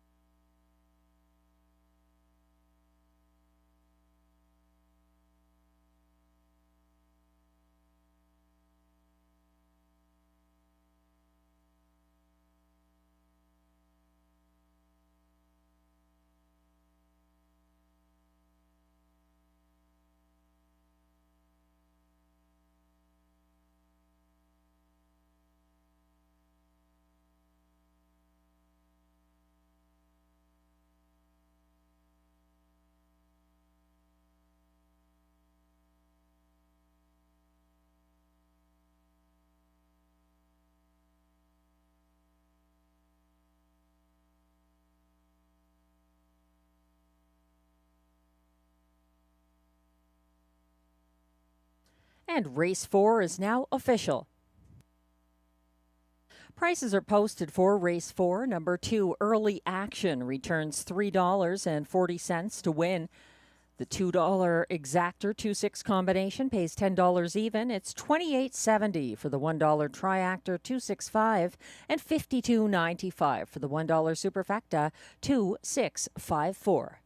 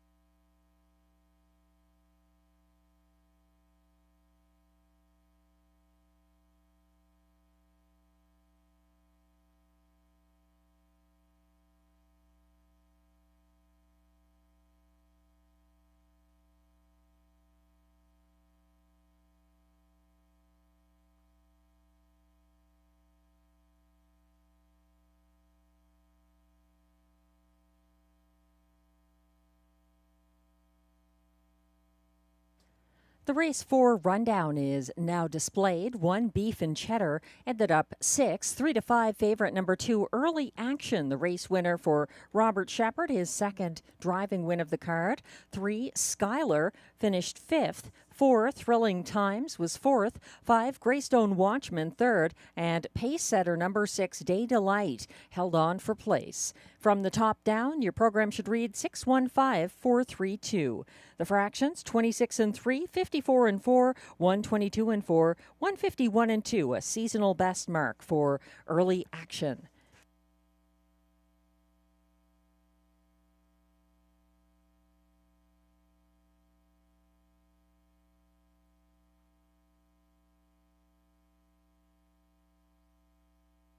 For those wondering, if you look near the half tonight, you can see September's full moon. It's the corn moon, and got that name according to the Old Farmer's Almanac because it aligns with the season for harvesting corn. So enjoy it while you can. Hovering above the track on the turn, approaching the half, the corn moon. Race 5 is coming up next. Thanks again to the racing fans and bettors joining us from across North America, like Frank in New York and Uncle Turfy and Nunya in Maryland. And, of course, the crew in California who join us around this time. Race 5 is for $8,500 claimers and non-winners of $250 per start in their last 10. So a largely light on wins group. Glenn likes the 4 here, Midnight Mood for Ryan Guy and Jamie Johnson. This horse does have 3 wins this season from 20 starts and comes in off of a very close second place finish in a Coville Cup race last Sunday for Antonio Vecchio. He was beaten by Bad Apple, but just by a head, and he was a winner by a neck on August 20th for Robert Shepard, who isn't driving him tonight. In fact, Shepard is driving this race, but he's on board Glenn's second choice and my top choice here, number 1, All-Star Playboy. For trainer Mandy Archer, Robert Shepard driving the 4-year-old gelded son of Stag Party, who was claimed at Mohawk on September 2nd and now makes a Rideau debut after a good place finish there for Doug McNair. Glenn and I both have the 3, Make It Come True, for trainer-driver Guy Gagnon, 3rd in the tickets, and we're both looking to the outside posts for the Superfecta. Glenn has the 8, Always Your Way, for Clark Stacey and Jamie Johnson, 4th in his ticket. I have the 7, Lady for Dollar, for Marie-Claude Auger and John McMillan. This one has 6 wins this season, but has been in a little bit of a dry spell leading up to August 10th. That was a win for Pascal Berube from an inside post. My second choice here is actually 25-1 right now. That's the 6, Mockart in Motion, for Sylvain Lacaille and trainer Stéphane Meyer. Do not underestimate Sylvain Lacaille. He had the hot hands last card and had a couple of winners. He's a good catch driver and often drives horses trained by Kelly Duval Lacaille as well, but I don't consider that a bad thing at all to retain the driver who we finished second with last time, number 6, Mock Art in Motion, in upcoming race 5. There's Exactor, Triactor, Superfecta, and Pick 3 wagering here. The only changes this race pertain to the 5, Red Cape Party. Changed the driver from Claude LaRose to trainer driver Richard Simard. He's in the bike on the 5, Red Cape Party, who also gets a bridle change. He's going blind to blinkers.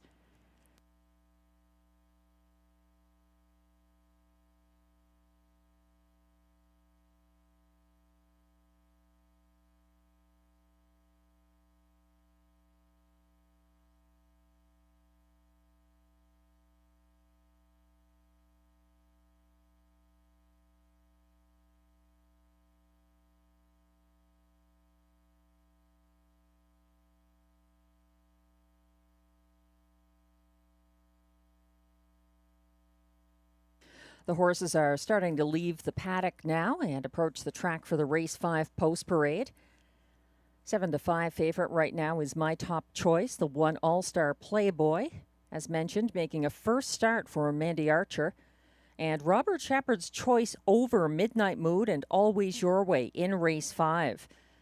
All-Star Playboy was claimed at Mohawk after closing for place on Tuesday, and he equaled his lifetime best mark of 153-2 in an overland trip that race.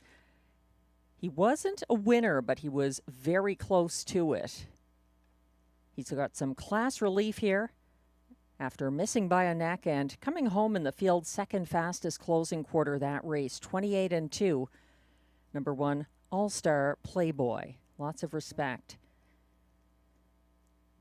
Guy Gagnon having a good night. He's got the 3 here, currently at odds of 9-5. Make It Come True, who battled 3 wide off the gate against Carson Star Choice in Shanghai Gold August 24th, and then took back the race single file third. He tipped second over in front of the grandstand to follow the first up Doc Houston, but was gapping cover fourth along the backstretch and lost ground on the final turn. He closed into stretch traffic, though, finding a second wind late in the mile and gets some post and class relief here. That's a 3, Make It Come True, dropping to 3-2 favorite at the mention of his name. The horses are coming on track now for the race 5 post parade. Good luck with your wagers.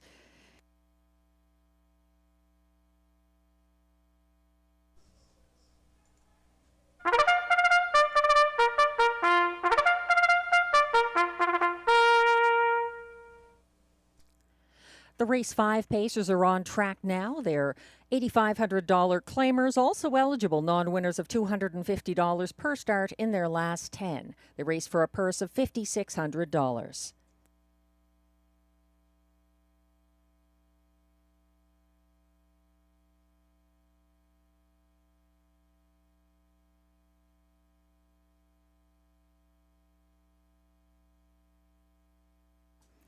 Leading the post parade, number 1, All-Star Playboy, owned by Jamie Copley of Kenmore with Kimberly Eaton of Brockville, Ontario, trained by Mandy Archer, driven by Robert Shepard. 2 is Big Pete's Style, owned by Rachel Burns of Cardinal, Ontario, trained by Mike Armstrong. Pascal Berube drives.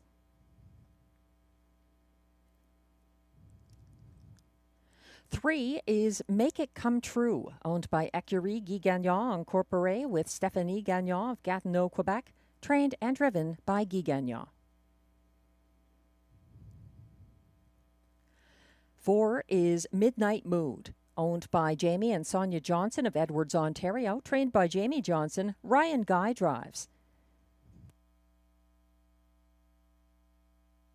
A couple of changes on the 5, Red Cape Party, who is owned, trained, and now driven by Richard Simard of Les Cèdres, Quebec. He also gets a bridle change going blind to blinkers. Note the driver change from Claude LaRose to Richard Simard on the 5. Here's number 6, Mockart in Motion, owned by Kristen Trudeau of Gatineau, Quebec, trained by Stéphane Meyer. Sylvain Lacaille drives. 7 is Lady for Dollar, owned and trained by John McMillan of Odessa, Ontario. Marie-Claude Auger is in the bike.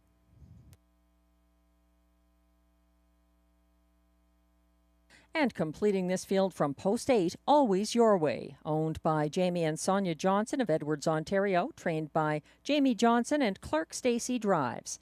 That's your field of 8 pacers for upcoming race 5, exactor, triactor, superfecta, and pick 3 wagering.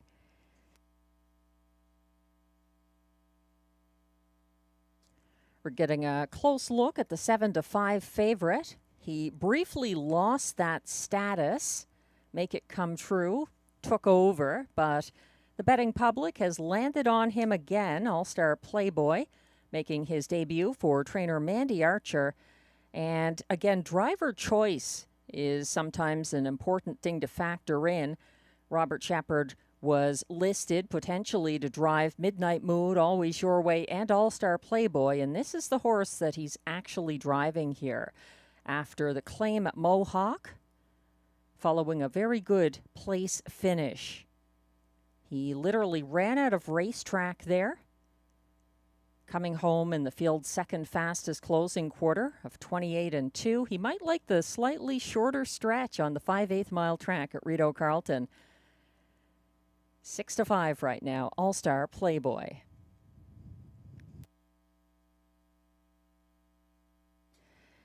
The relative long shot that I'm using for place is number 6, Mockart in Motion. He followed Sonny Bow and Agricola to the quarter pole Wednesday and got covered up and shuffled back on the second turn. He went second over from fourth at 3/4 after Sonny Bow jumped it off on the front end. Mockart in Motion was 3 wide for the stretch drive and best of the rest behind the winning favorite Better at High Tide. He's up in class, but with a quick turnaround that sometimes is capitalizing on a horse with strong recent form. And Sylvain Lacaille also keeps the drive on number 6, Mockart in Motion, currently at odds of 10-1 from post 6 in upcoming race 5.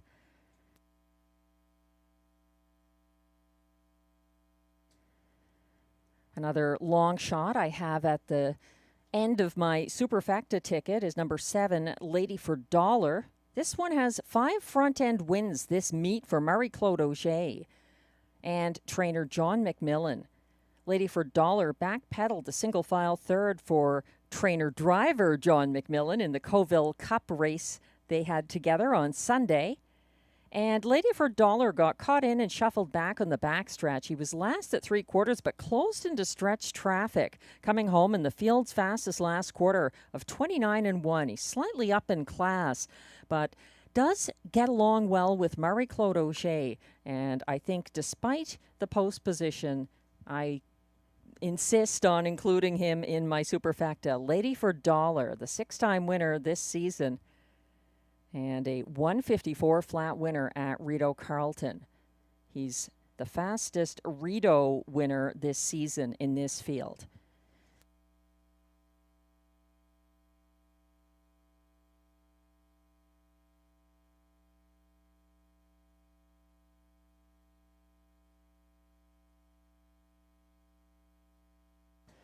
The starter has called the race 5 pacers. Last chance to play race 5 tonight. They're lining up. 4-5 favorite is number 1, All-Star Playboy for Robert Shepard. 2 is Big Pete Style, Pascal Berube. 3, Make It Come True, Guy Gagnon. 4, Midnight Mood, Ryan Guy. 5, Red Cape Party, Richard Simard. 6, Mockart in Motion, Sylvain Lacaille. 7, Lady for Dollar, Marie-Claude Auger. And on the outside, 8, Always Your Way for Clark Stacey. They're on the turn under the corn moon and headed on to the Rideau Carleton backstretch, all in line.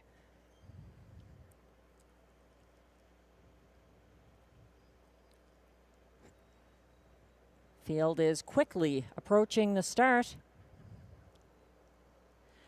And they're off, taking back on the inside. All-Star Playboy going to sit out the brief early battle that appears to be won by Guy Gagnon with Make It Come True, leading by about 2 lengths right now. First over in pursuit on the outside, Midnight Mood for Ryan Guy, chasing down that leader. And sitting third along the inside, Big Pete Style. Following now, sitting fourth along the pylons, Mockart in Motion en route to the 27 flat opening quarter. Up front, still leading the way, it's Make It Come True, keeping ahead of the pocket sitting Midnight Mood. From third on the inside, Big Pete Style. First over now into third. All-Star Playboy underway for Robert Shepard and towing Red Cape Party into it. Second over into fifth as they swing around the turn and approach the halfway station. It's still Make It Come True and making his dreams come true on the front end so far.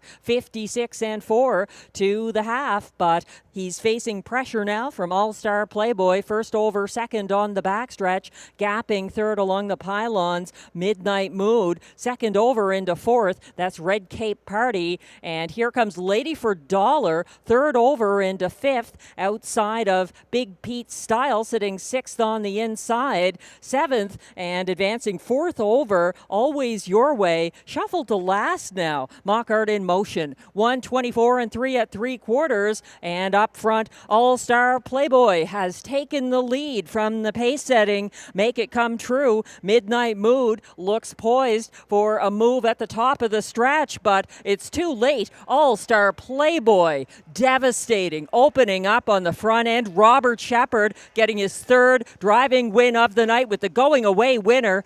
Battling for place there, Midnight Mood. And it looked like Lady for Dollar against Make It Come True to decide show in this 153 and 1 mile.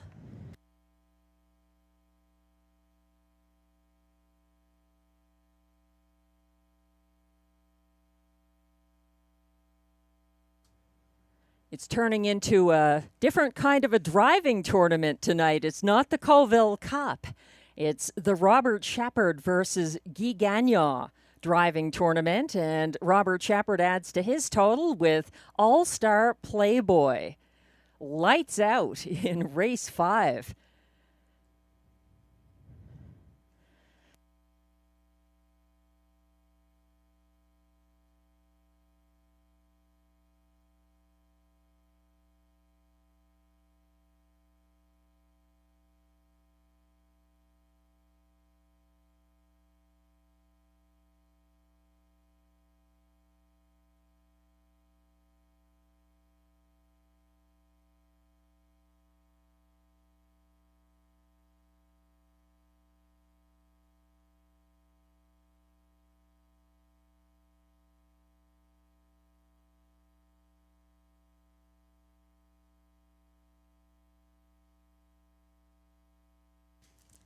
Unofficial top 4 order of finish is now posted for race 5, dropping to 1-5 at the last flash. Strong support for the ultimate winner, number 1, All-Star Playboy for Robert Shepard. Best of the rest, number 4, Midnight Mood, a good place finish for Ryan Guy. Holding off the 23-1, number 7, Lady for Dollar, who got up for show ahead of 3, Make It Come True, finishing 4th. 1-4-7-3 in race 5. Please hold all tickets.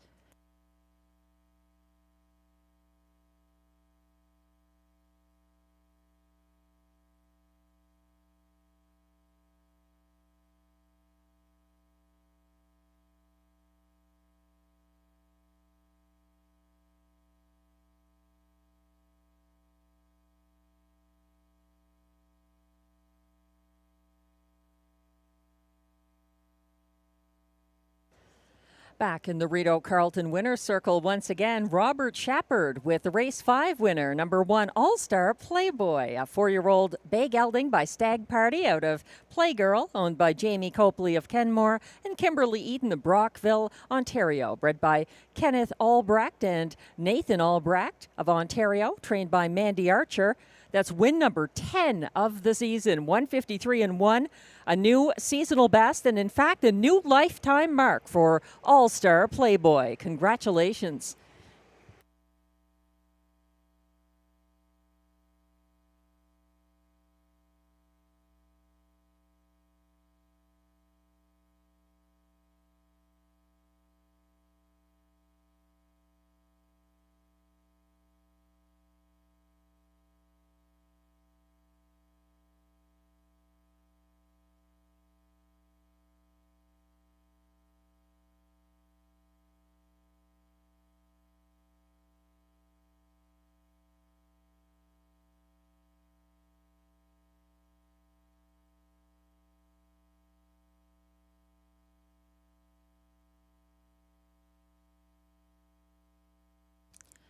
The AGCO judges have just let me know that they're posting an inquiry about show finisher number 7, Lady for Dollar, who may have had broken equipment before the start of race 5. Once again, that inquiry just pertains to possible broken equipment on the 7, Lady for Dollar, before the start of race 5. Please hold all tickets.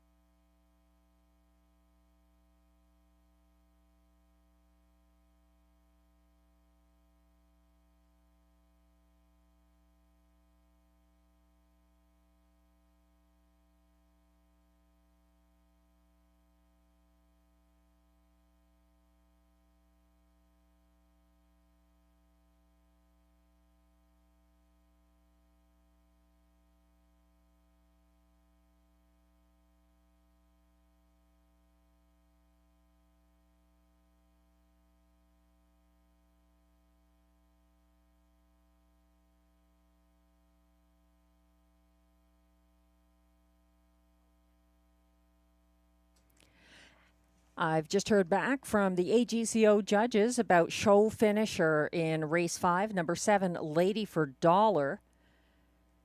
He did receive a fair start. He had broken equipment, a knee boot down after the start.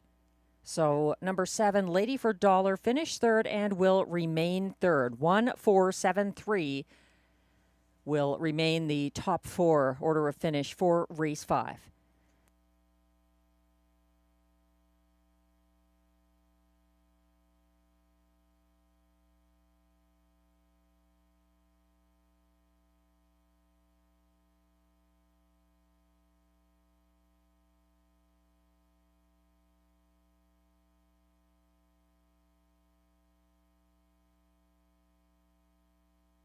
Race 5 is now official.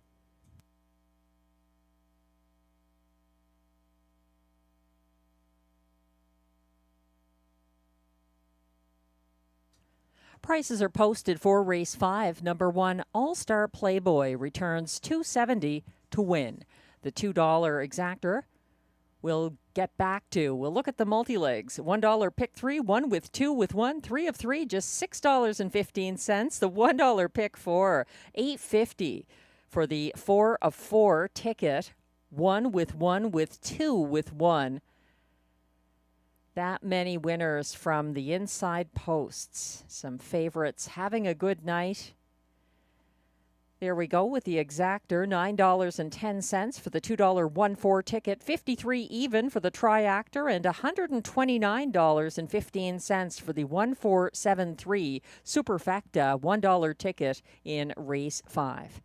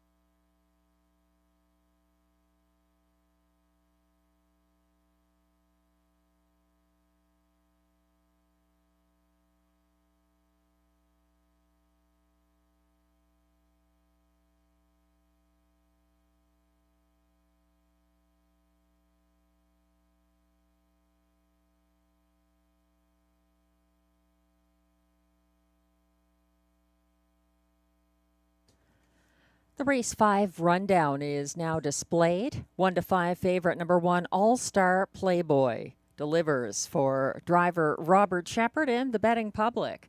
2, Big Pete Style, ended up 8th. 3, Make It Come True, held on for 4th. 4, Midnight Mood, a good place finish. 5, Red Cape Party was 7th. 6, Mock Art in Motion, shuffled back to 6th. 7, Lady for Dollar, overcame a fallen knee boot to finish 3rd. And 8, Always Your Way, was 5th. From the top down, your program should read 18427635. The fractions: 27 flat, 56 and 4, 124 and 3, 153 and 1. And that is a new mark for All-Star Playboy.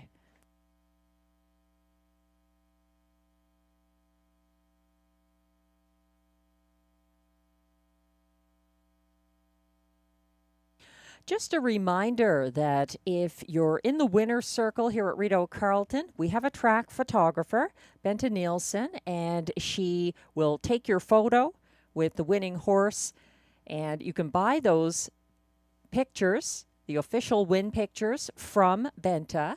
No personal photography, please, in the winner's circle. Thank you.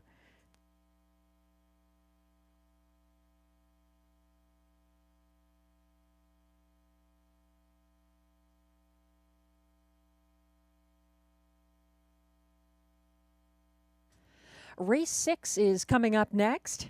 Thanks for joining us tonight and wagering along, watching along with Rideau Carleton. We've got our one and only pick 5 coming up in race 6. I've worked out a ticket. The toughest leg is the first leg. This is a field scratched down to 8. The 4, Got No More, is a judge's scratch, the wrong class for this filly. But I still think that you need to use a few horses here to cover the bases. My top pick is the 3, Vel You Can Do It Cupcake, the 2-year-old daughter of Keystone Velocity, making her second start since coming in from Northfield Park for Mike Healy and John McMillan. The horses are coming on track now for the race 6 post parade. We'll get back to that pick 5 ticket. But I am going 4 deep, and I think that is a good piece of advice if you are investing in the pick 5 here.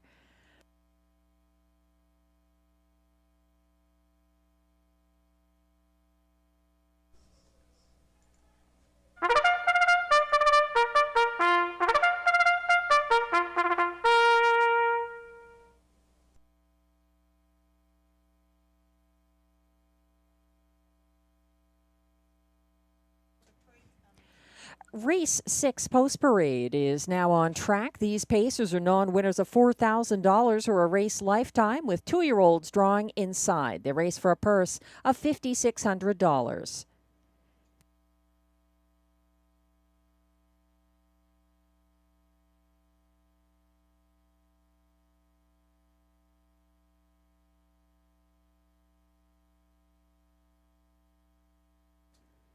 Leading the post parade,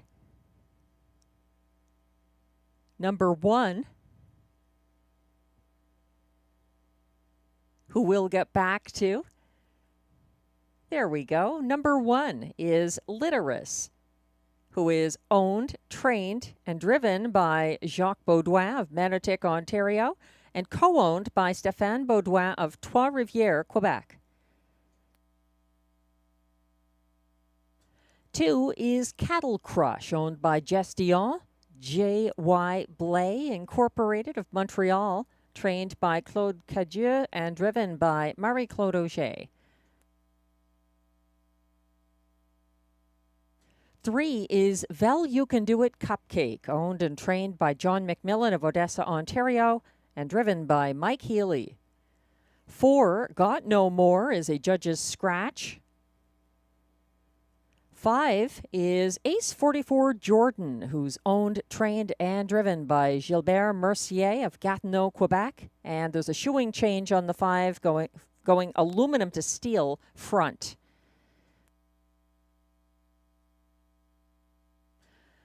The even money favorite is number 6, Built to Thrill, owned by Gilles Plourde with trainer Karen Kroger, both of Chelsea, Quebec, and driven by Pascal Berube.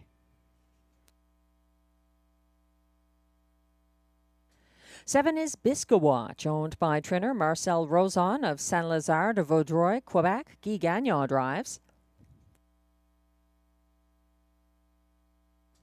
8 is Maccabi, owned, trained, and driven by Kenneth McFarland of Kingston, Ontario.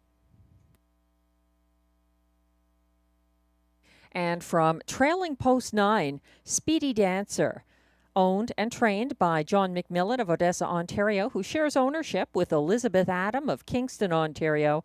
Robert Shepard seeking another driving win. He's going for 4 with Speedy Dancer. That's your field for race 6. A field scratched down to 8 pacers. with exactor, triactor, high five, and pick five wagering. It's always worth describing the wagers for people who may be new to the betting. Some of our on-track fans tonight enjoying the picnic tables. The high five or super high five, you need to pick the top 5 finishers in order in race 6. The pick five, you need to pick 5 consecutive winners, races 6 through 10. We're looking at the current 4-5 favorite from post 6. That was a beaten 3-5 favorite last outing. Built to Thrill, who led to the opening quarter for Jody Jamieson, August 24th, and faced steady pressure from the first over winner, One Lucky Beach, after that quarter. They matched strides around the final turn, and Built to Thrill got edged out in the final strides. Pascal Berube back in the bike behind that 4-year-old mare by Big Jim. She's still a maiden, and she seems to have a bit of seconditis, as they say, going on. She actually has 5 consecutive place finishes for a variety of good drivers, ranging from Robert Shepard to Pascal Berube to Jody Jamieson. That's a 6, Built to Thrill, who I like in the place spot for that reason. We did have a claim last race. There was a claim of number 6, Mock Art in Motion, for a claiming tag of $8,500 in race 5. We'll get you the information about the new owner and trainer for number 6, Mock Art in Motion, claimed out of race 5.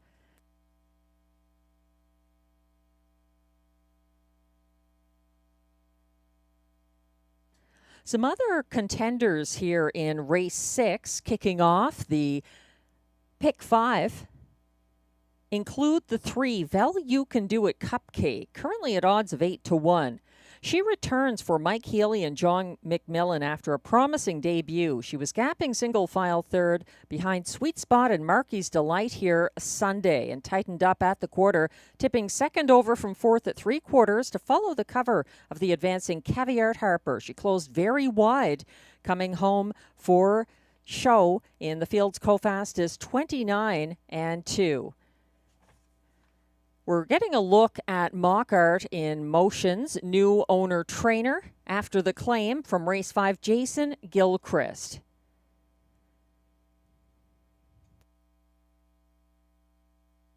So back to race 6. This is an important race from a handicapping perspective. To move on in the pick 5, you've got to move on from this tough race of younger horses and less experienced horses. I went 4 deep using the 3, 6, 2, and 9. I've already discussed number 3, Vel You Can Do It Cupcake, and the 6, Built to Thrill. The 2, Cattle Crush, is 15-1. She's one of the 2-year-olds with an inside post, making a Rideau debut. She retains driver Marie-Claude Auger after an August 24th start from the rail at Hippodrome 3R. She got away second by open lengths behind the fast-leaving Jimmy DJO and got caught behind him as he slowed. She was shuffled back, and she's now making her 3rd career start. I think she can improve here on the bigger track. Number 2, Cattle Crush.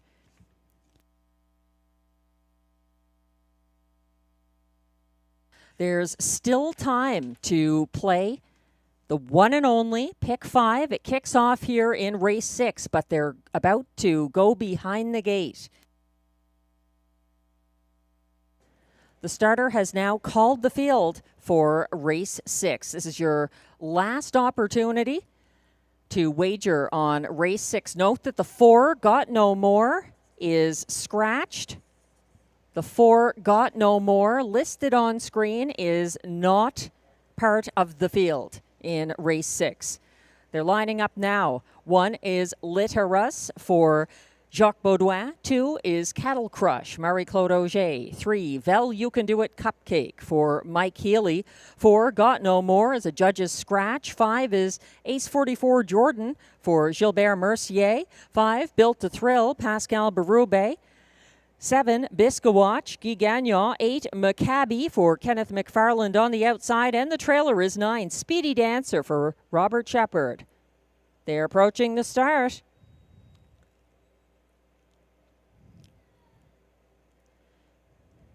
They're off and pacing, a staggered start. Maccabi getting away last, also gapping early. Litterus moving to an early lead. Built to Thrill advancing for Pascal Berube, circling Vel You Can Do It Cupcake, who's going to take the pocket about 2 lengths behind the new leader. Built to Thrill opening up on the first turn. Getting away well from the inside. Cattle Crush is racing third en route to the opening quarter. Reached in 28 and 3 by the pace setting. Built to Thrill leading the way down the stretch the first time with Vel You Can Do It Cupcake now about 4 lengths back in second ahead of Cattle Crush. Then it's Biscawatch fourth. Fifth, Speedy Dancer. Sixth is Ace 44 Jordan. Then it's back several lengths to Litterus sitting second last and the trailer Maccabi. They're getting spread out into different groups en route to the half on a breakaway now on the front end past the 57 and 4 half. That is Pascal Berube and Built to Thrill. She's built up a tough lead to eat into along the backstretch. Sitting second, that's Vel You Can Do It Cupcake. Advancing first over now into third. Biscawatch underway for Guy Gagnon. Caught in fourth now. Cattle Crush along the pylons and also gaining ground second over into fifth and going 3 wide. Speedy Dancer showing some late speed at 3/4, reached by the leader Built to Thrill in 1:26 and 1, and she's still got quite a lead. No one going to catch her. It's up to her and her alone. Built to Thrill for Pascal Berube out there by a near football field to get the maiden victory in race 6. Closing for place, that was Speedy Dancer over Cattle Crush. Vel You Can Do It Cupcake rounds out that ticket, 156 flat.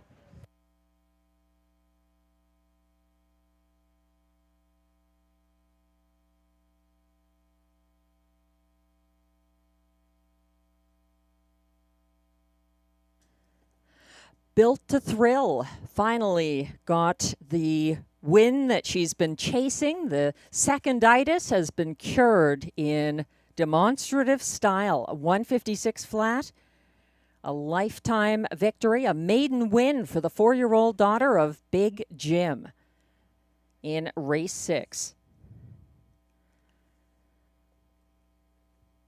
Very good effort by the 9 Speedy Dancer with a late move to get up for place in race 6.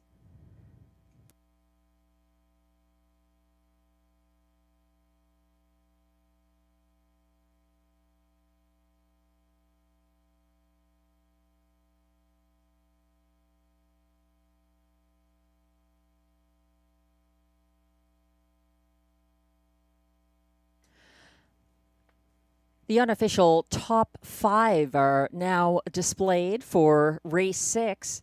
A 3-5 favorite, number 6, Built to Thrill, the race winner for Pascal Berube, his first driving win of the card. Second, number 9, Speedy Dancer, ahead of 2, Cattle Crush, finishing third at odds of 30 to 1. In fourth, it was the 3, Vel You Can Do It Cupcake at odds of 10 to 1. And the 50 to 1, number 5, Ace 44 Jordan. Liked his new shoes and completes the high 5. 6, 9, 2, 3, 5 in race 6. Please hold all tickets.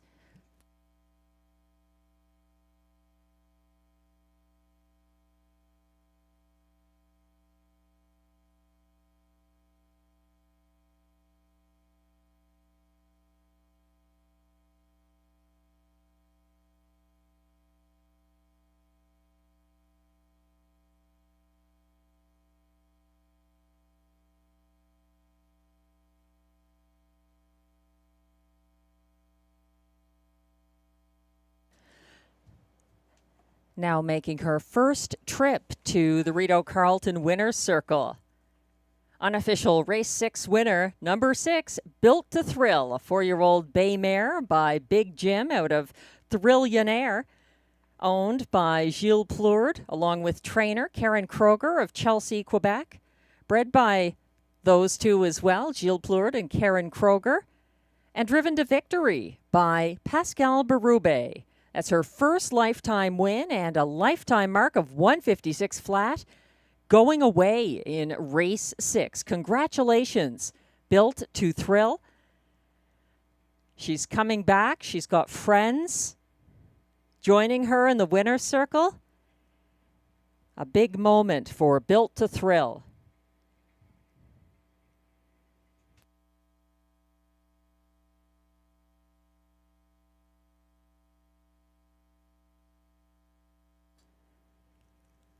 Race 6 is now official.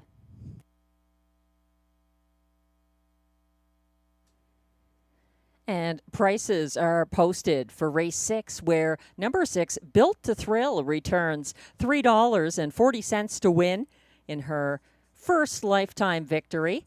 The $2.69 exactor pays $7.30. It's $16.90 for the 692 triactor, and the 20-cent super high five returns $54.89 for the 692 35 ticket.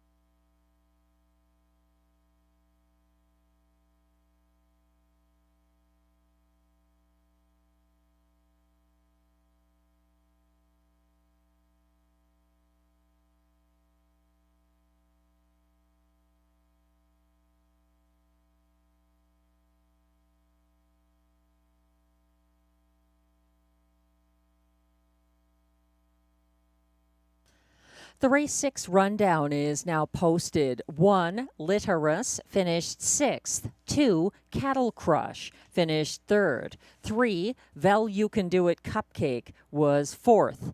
4, Got No More, was a judge's scratch. 5, Ace 44 Jordan, finished 5th. 3 to 5 favorite number 6, Built to Thrill, the race winner, a maiden winner for Pascal Berube's first driving win of the card.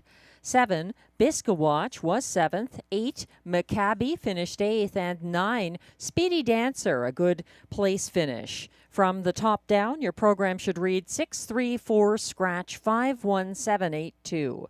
The fractions, 28 and 3, 57 and 4, 126 and 1, 156. A lifetime mark for Built to Thrill. Congratulations. Race 7 is coming up next. Starting off, the late pick 4. There's also exactor, triactor, and superfecta wagering. It's a field scratch down to 6. Number 3, Topville on a Verge, is a transportation scratch in race 7.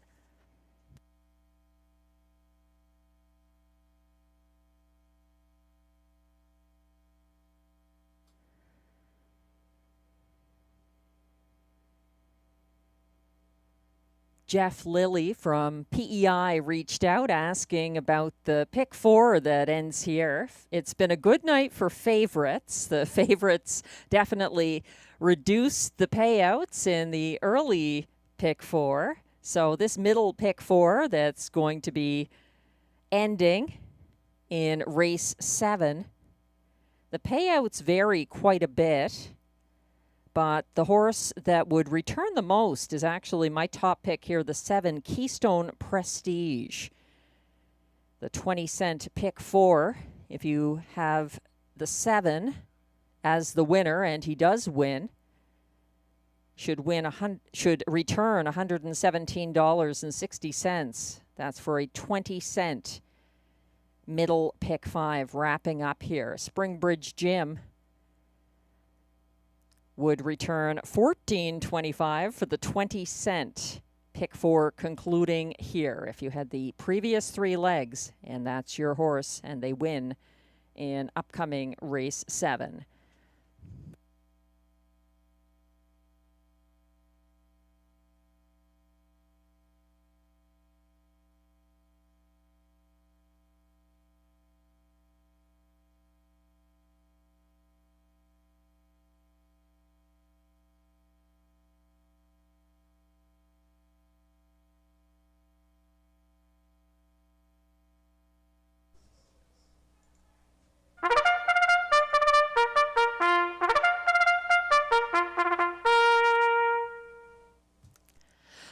The race 7 post parade is coming on track. These pacers are non-winners of $660 per start in their last 10 or this year.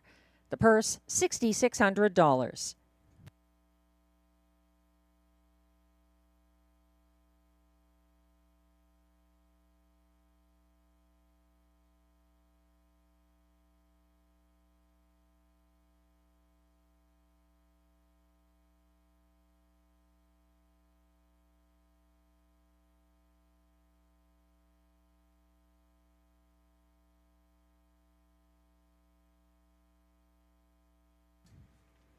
Number 1 is Time to Dancing, owned by a numbered Quebec corporation of Gloucester, Ontario, trained and driven by Stéphane Pouliot.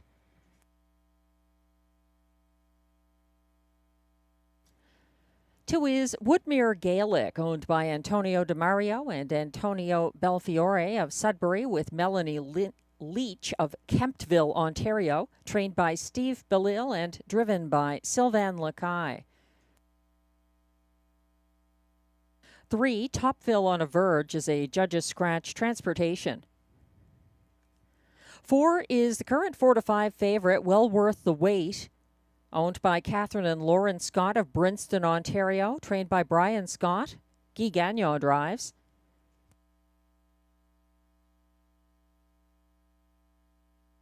5 is Springbridge Jim, owned and trained by Andrew Moore of Osgood, Ontario. He shares ownership with Tommy Godfrey of Charlottetown, Prince Edward Island. Robert Shepard drives.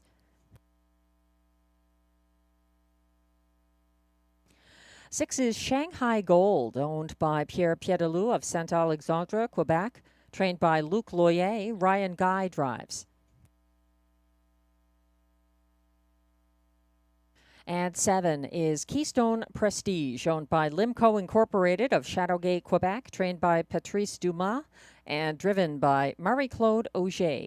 That's your field. Scratch down to 6 pacers in upcoming race 7. Exactor, Triactor, Superfecta, and late pick 4 wagering.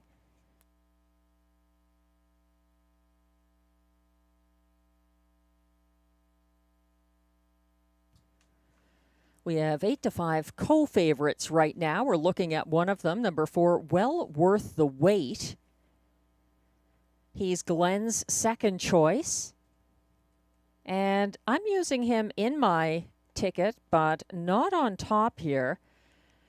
Well Worth the Wait, looking good with Guy Gagnon in the bike. He's 0 for 17 this season and put in some steps on August 20th. He ended up closing for 4th as a beaten favorite driven by Ryan Guy. So he was second the last race when Guy Gagnon drove him. That was here on August 13th. Second to Skylar, who has since moved on up in class. So well worth the wait in search of a first seasonal victory. We're looking at the track handicapper selections now. Glenn has the current 8-5 favorite, number 1, Time to Dancing, on top of the ticket. He has one win this season for trainer-driver Stéphane Pouliot. I have him second in my ticket. I'm looking to the outside in the 7, Keystone Prestige for Marie-Claude Auger and Patrice Dumas. This one has fewer starts than anyone else in the field this season, just 7 starts and 1 win. Meanwhile, Time to Dancing has 1 win from 22 starts. Glenn has well worth the wait in the place spot. Then he's going to the 6, Shanghai Gold, picking up catch driver Ryan Guy for trainer Luc Loyer. And he's completing his ticket with the 2, Woodmere Gaelic for catch driver Sylvain Lacaille. I've got Keystone Prestige on top. I actually would recommend not singling here. I think this is a tough race to figure out. I did use the 7, 1, and 2 in this leg of the pick 5, and also started the late pick 4 with the 7, 1, and 2 here in race 7.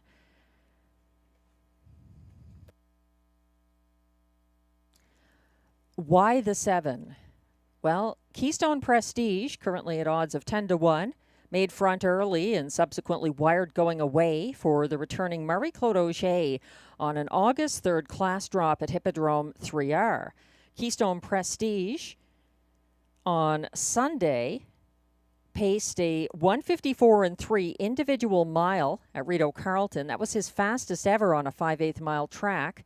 He got away second last in a Coville Cup race for driver Steve Germain and had a ground-saving trip. He was 4th at 3/4 and loose late for show behind Shanghai Gold. Still a long shot and not a horse that I would suggest singling necessarily, but he's dropped a little bit, 8-1, or 9-1, I should say, on number 7, Keystone Prestige in upcoming race 7. The 1, Time to Dancing, returns to the rail for the first time since his July 20th show finish at a higher classification for Stéphane Pouliot. This is his second start Lasix. His 1 win this year was from the rail May 4th, wiring by a diminishing margin. The starter has called the field for race 7, and this is your last chance tonight at Rideau Carleton to play the pick 4. It kicks off here.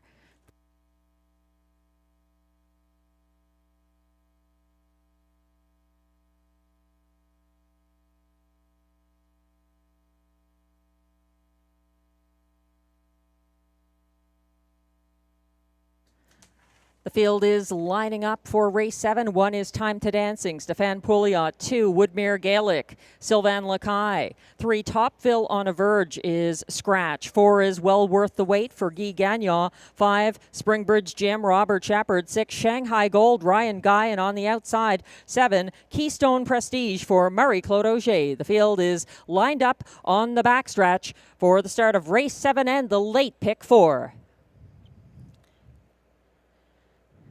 And they're off and pacing and surging early. Well worth the wait for Guy Gagnon, out ahead of Time to Dancing, who sits second on the inside. And third, second over, that's Woodmere Gaelic. Following him into 4th, Shanghai Gold advancing. And then he's keeping ahead of Springbridge Jim and trailing on the first turn, Keystone Prestige. En route to the opening quarter, well worth the wait up front ahead of 1-2 favorite Time to Dancing to a 28 flat opening quarter, and it's a contested one now. Stéphane Pouliot is sending Time to Dancing first over to the front. He's circling well worth the wait, and sitting third, that's Woodmere Gaelic. It's a gap of 4 lengths back to an advancing Keystone Prestige, getting involved for Marie-Claude Auger. He's gaining ground up into 4th, approaching the half, which was reached by leader Time to Dancing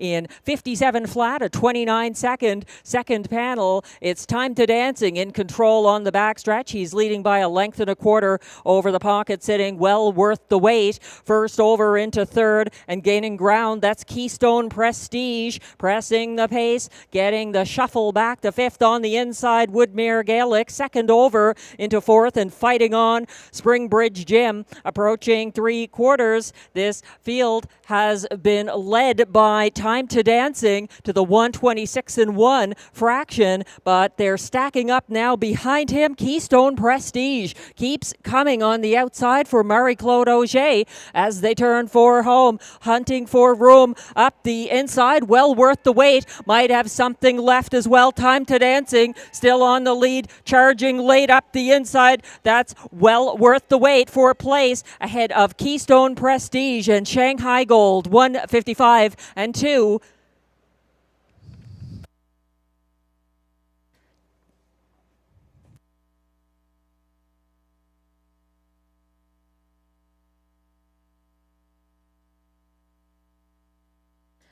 Time to Dancing, overdue for win number 2 of the season, and he's able to get it, fighting off the closers here. Well worth the wait on the inside. Keystone Prestige on the outside in a 155 and 2 victory for Stéphane Pouliot. Time to Dancing.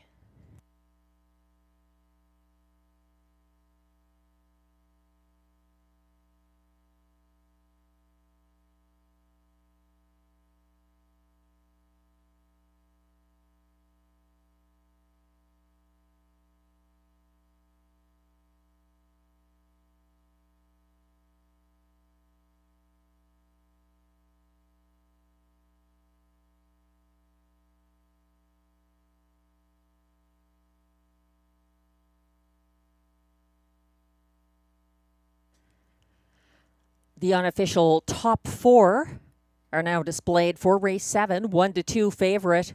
Number 1, Time to Dancing, gets the victory for Stéphane Pouliot, his first driving win of the night.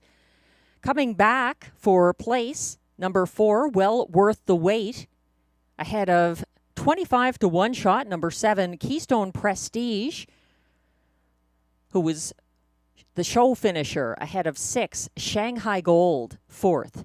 1476 in race 7. Please hold all tickets.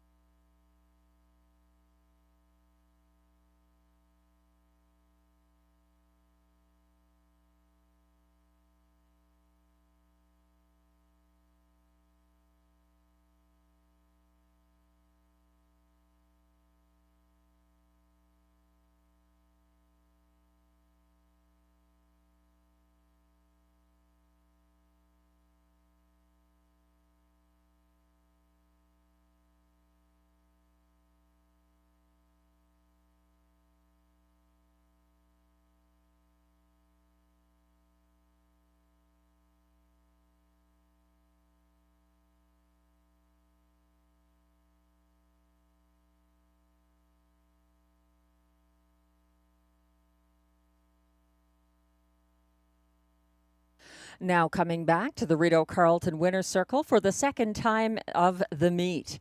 Unofficial race 7 winner number 1, Time to Dancing. A 7-year-old bay gelding by Time to Roll out of Dance Hall. Now the official winner of race 7. He's owned by a numbered Quebec Corporation of Gloucester, Ontario. Bred by Jake Schwartz of Bern, Indiana. Trained and driven by Stéphane Pouliot. That's a second win of the year, 155 and 2. Time to Dancing.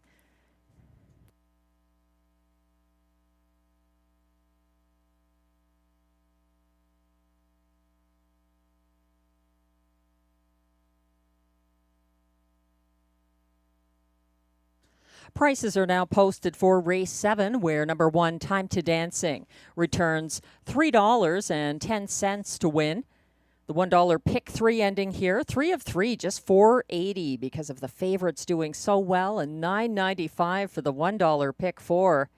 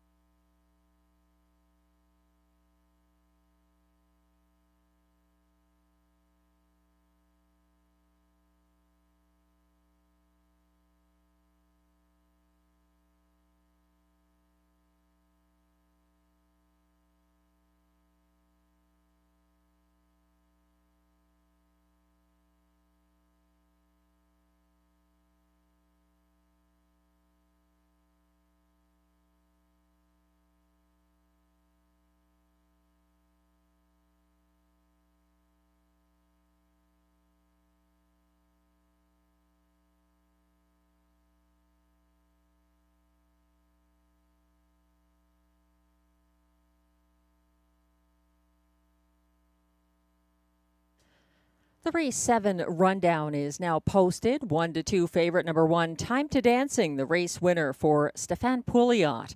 2, Woodmere Gaelic was 5th. 3, Topville on a Verge was a judge's scratch. Transportation. 4, Well Worth the Wait was 2nd. 5, Springbridge Gym, 6th. 6, Shanghai Gold, 4th. And the 7, Keystone Prestige, 3rd. From the top down, your program should read 1, 5, scratch 2, 6, 4, 3. The fractions 28 flat, 57 flat, 126 and 1, 155 and 2 for the winning mile by Time to Dancing.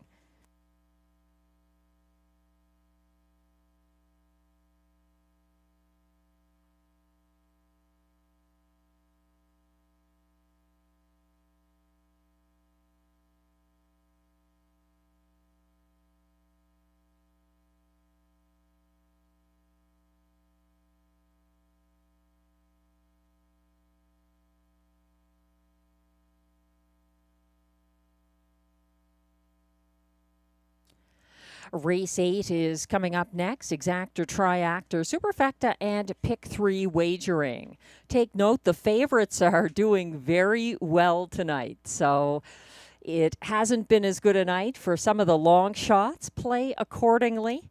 The inside posts are almost insurmountable tonight. If they have the rail, it's adding substantially to their chances. And our current even money favorite here is the rail horse, Rockin' My Dream, with Guy Gagnon for Alain Martin. Glenn Pearson looking to the veteran 14-year-old Silverado for Phil Reed and Wayne Laviolette on top of his ticket. I'm going to the 6 Shadow Dave for Mike Healy as trainer-driver. A good closer and good recent form in back-to-back show finishes. Glenn has him second. I'm using Rocking My Dream second in my ticket. And then both of us have the 5 in the show spot here. It's his first start with Lasix in some time. This horse, Coastline, did race with Lasix on August 3rd at Rideau Carleton. So he's resuming Lasix. He's not new to Lasix for Marie-Claude Auger and Robert Bernicki.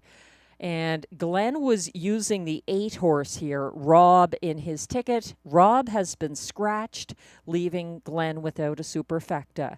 Get well soon to Darcy Clancy, the trainer, driver, owner of Rob, not able to make it tonight. I'm looking to complete my superfecta with the 9 State News, originally in line to 2025 Coville Cup champ Antonio Vecchio. Kenneth McFarland is now driving State News.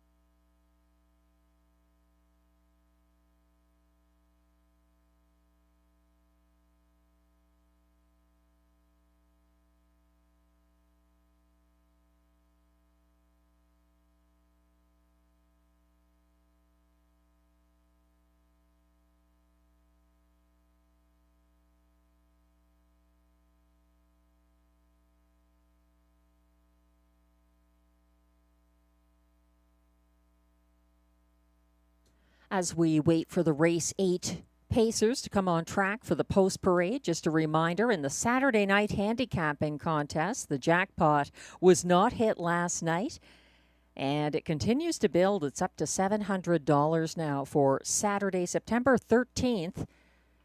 Join us in the Rideau Trackside Simulcast Lounge right here on track. Saturday evenings. It's free to play, but you must be on track to enter and to collect your winnings. Tammy Forgey's free play handicapping contest, Saturday nights in the Rideau Simulcast Lounge.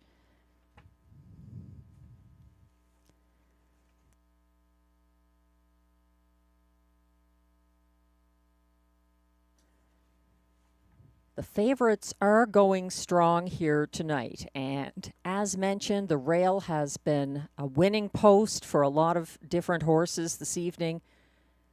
The rail horse here, once again the favorite in upcoming race 8 at current odds of 9-5, Rockin' My Dream. His one win this season was May 28th with a pocket ride behind Silverado for driver Robert Shepard. Rockin' My Dream is adding driver Guy Gagnon for the first time since a front-end trip and a place finish behind Mickey Makes Some Speed on December 1st of last year. There's post and class relief helping the chances of number 1, Rockin' My Dream in race 8. I think the horse who could beat him is 6, Shadow Dave. He and Mike Healy led to the opening quarter here, July 27th, and got circled by Totally Toxic past that point. Shadow Dave circled him again to reclaim the lead approaching the half and briefly parked the winner, Hot Tub Poppin' Bubbly, on the backstretch. Shadow Dave held on for show and had 2 moves that race. He took his 157-1 lifetime mark here from post 7 with no scratches on September 8th of last year with an overland trip at odds of 33-1. He's 5-1 now. Beware the 6, Shadow Dave. The Pacers are coming on track for race 8. Good luck in your wagers.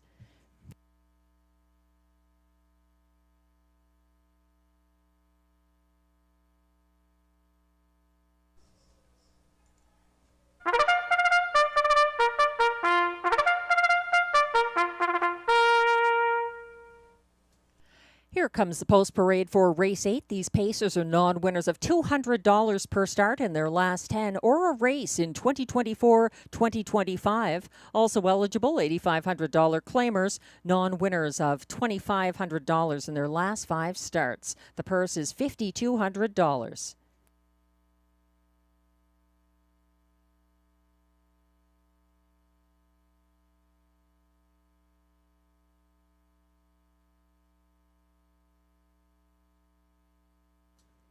Number 1 is current 6-5 favorite Rockin' My Dream, owned and trained by Alain Martin of Gatineau, Quebec, driven by Guy Gagnon. 2 is Blue Elvis, owned, trained, and driven by Ryan Guy of Ontario, who shares ownership with Danielle Lee Gassian of New York. 3 is Nevada Dragon, owned and trained by John McMillan, who shares ownership with Aidan Keeley Griffiths, also of Odessa, Ontario. Pascal Berube drives. 4 is Silverado, owned and trained by Wayne LaViolette of Dunrobin, Ontario. Phil Reed drives. 5, Coastline is adding Lasix again. He is owned by Sylvain Cote with trainer Robert Bernicki, both of Quebec. Marie-Claude Auger drives. 6 is Shadow Dave, owned by Anne Lemarond of Gatineau, Quebec, trained and driven by Mike Healy. 7 is Major Motion, owned and trained by Jennifer McBride of Almont, Ontario. Robert Shepard is in the bike. Number 8, Rob, is a judge's scratch. And from trailing post 9, State News for owner Robin Lawler of Camden East, Ontario, trainer Raymond Crick, and note the driver change from Antonio Vecchio to Kenneth McFarland. The also eligible will not go in upcoming race 8, scratch down to a field of 8 with exactor, triactor, superfecta, and late pick 3 wagering.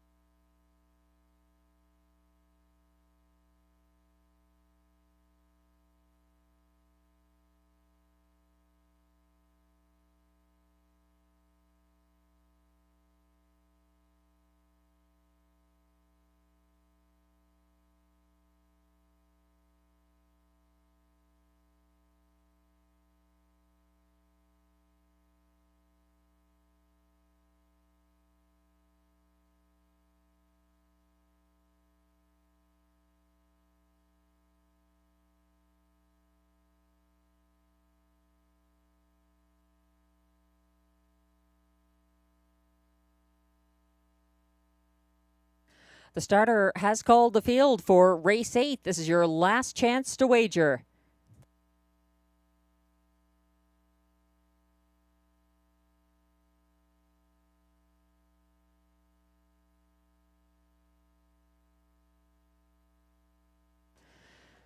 The pacers are lining up in front of the Rideau Carleton grandstand now. 1 is Rockin' My Dream for Guy Gagnon, the 9-5 favorite. 2 is Blue Elvis, Ryan Guy. 3, Nevada Dragon, Pascal Berube. 4, Silverado, Phil Reed. 5, Coastline, Marie-Claude Auger. 6, Shadow Dave, Mike Healy. 7, Major Motion, Robert Shepard. 8, Rob as he judges scratch in the trailer. 9 is State News for Kenneth McFarland. They're on the backstretch.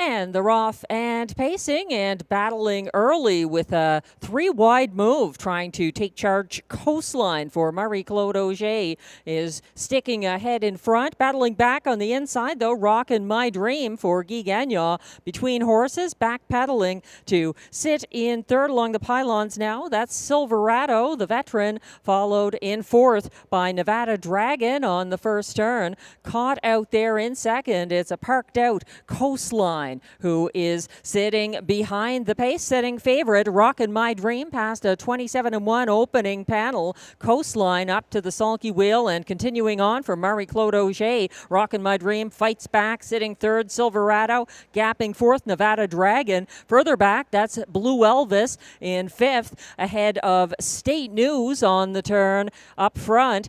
And backing down now, Coastline leading the way to the halfway station in 55-3. That's Rockin' My Dream sitting second now, inheriting the pocket. Silverado for Phil Reed taking his shot first over out of second, parked in third. Coastline not done yet, but he is gapping third. Then it's back to fourth along the pylons for Nevada Dragon. 3-wide bid now from further back. That's Blue Elvis and Ryan Guy making a bit of it, and following that cover from second last in the outside path, Shadow Dave with late speed shuffled to the back of the field. That's Coastline now. Just behind him, Major Motion moving up in the second last, 125-2 at 3/4. Coming down the lane up front, Silverado for Phil Reed, still wider and fighting on. It's Shadow Dave, Silverado, Shadow David, Silverado at the wire. Tough to separate. Finishing third, Nevada Dragon in 157-3.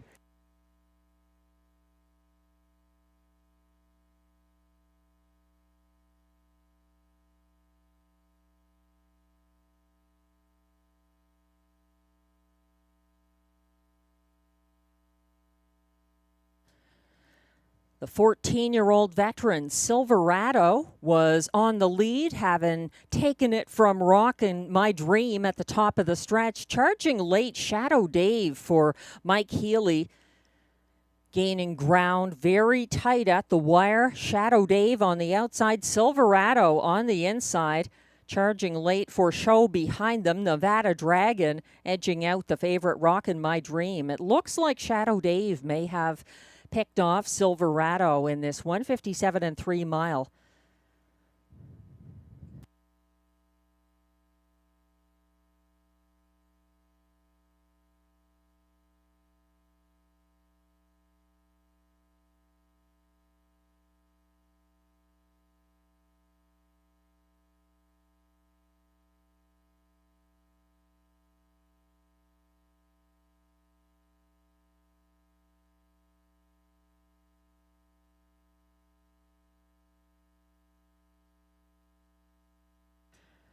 The race 8 unofficial results are now posted at odds of 13-1. Number 6, Shadow Dave, the winner for Mike Healy. Over 4, Silverado, a game second. 3, Nevada Dragon, who closed for show ahead of the beaten 6-5 favorite number 1, Rockin' My Dream, fourth. 6-4-3-1 in race 8 unofficially. Please hold all tickets.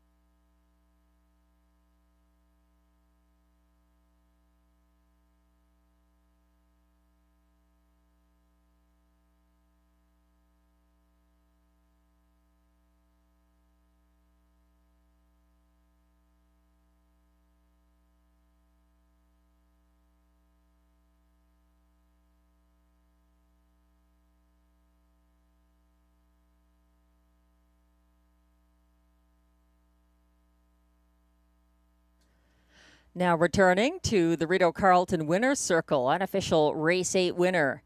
At odds of 13 to 1, number 6, Shadow Dave. An 8-year-old bay gelding by Shadow Play out of Rosa Penna, owned by Anne Lamarande of Gatineau, Quebec.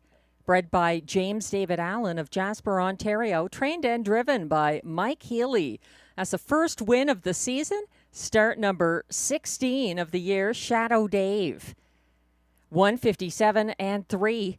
2/5 of a second from equaling his lifetime mark. Congratulations.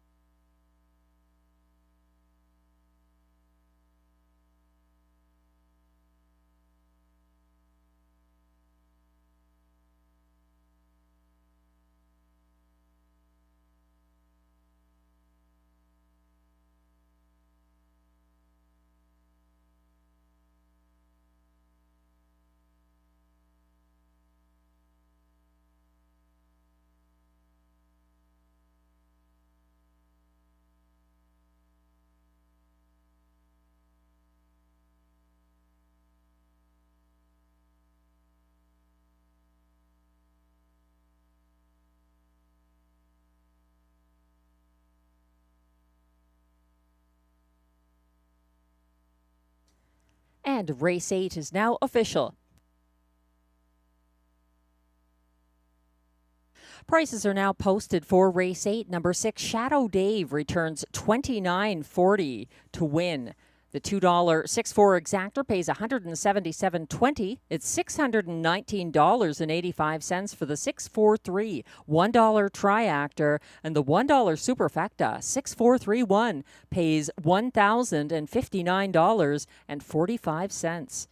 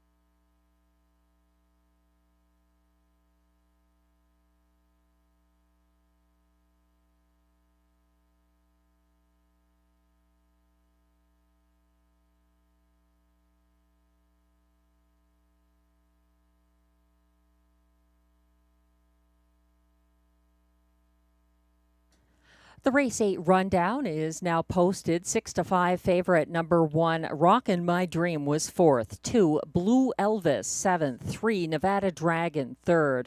4, Silverado, a very close 2nd. 5, Coastline was parked and ended up 8th. 6, Shadow Dave, the 13-1 winner for Mike Healy, the first win this year for Shadow Dave. 7, Major Motion, ended up 6th. 8, Rob was a judge's scratch. And 9, State News closed for 5th. From the top down, your program should read 4, 7, 3, 2, 8, 1, 6, scratch 5. The fractions: 27 and 1, 55 and 3, 125 and 2, 157 and 3. The first win this year for Shadow Dave.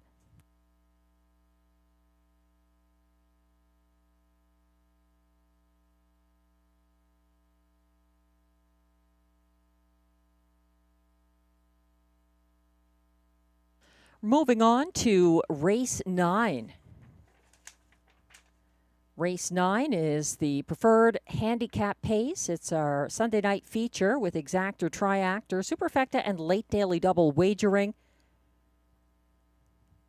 The current favorite, to no one's surprise, despite post 7 at odds of 1-9.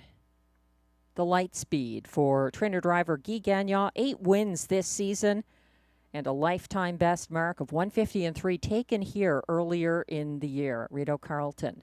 He's our reigning horse of the year, and he's Glenn Pearson's top selection. I've got him in my ticket, but I could see an upset here. I think he could be vulnerable. Glenn is going to the 5, Southwind Sambuca in the place spot. Then he's got the 3, Stonebridge Hermes.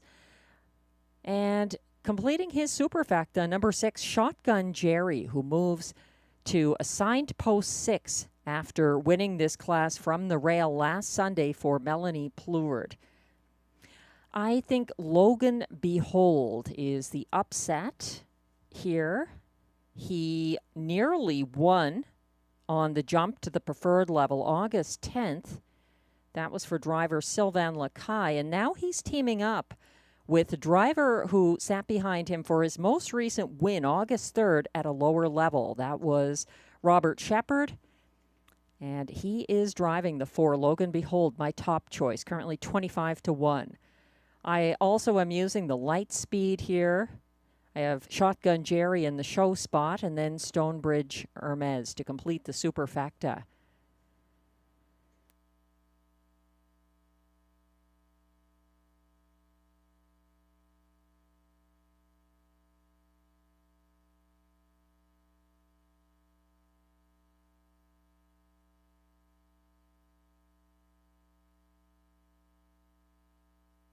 If you're enjoying your Sunday night at Rideau Carleton, take note or remember, we race Wednesday evenings as well, 6 p.m. Eastern on all major ADWs.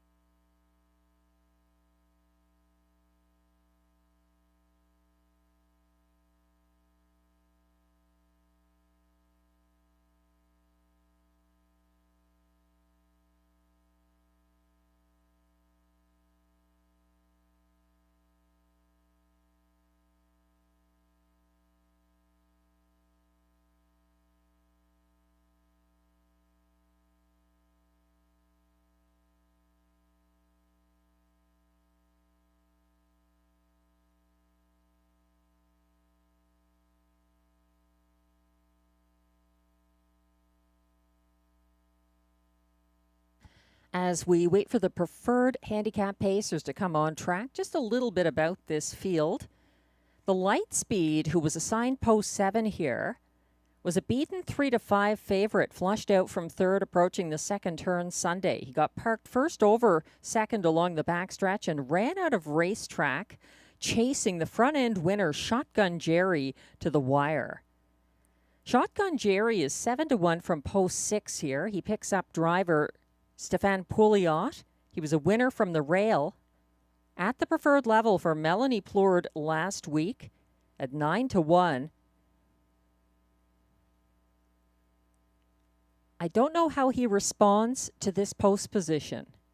I think from the rail with Melanie Plourde, I liked him better. He's got strong recent form and results, obviously, but Shotgun Jerry approached cautiously on the board as well from post 6. He is 8-1 at the moment. The horses are coming on track for the race 9 post parade.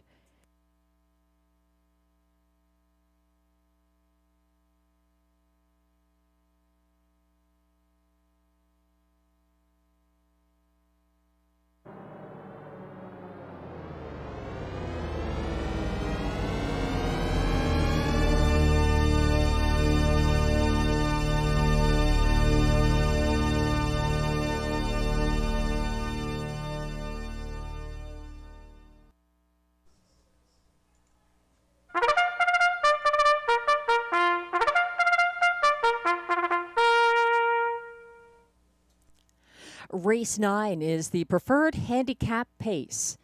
It's our Sunday night feature with post positions 6 and 7 assigned. They race for a purse of $10,000.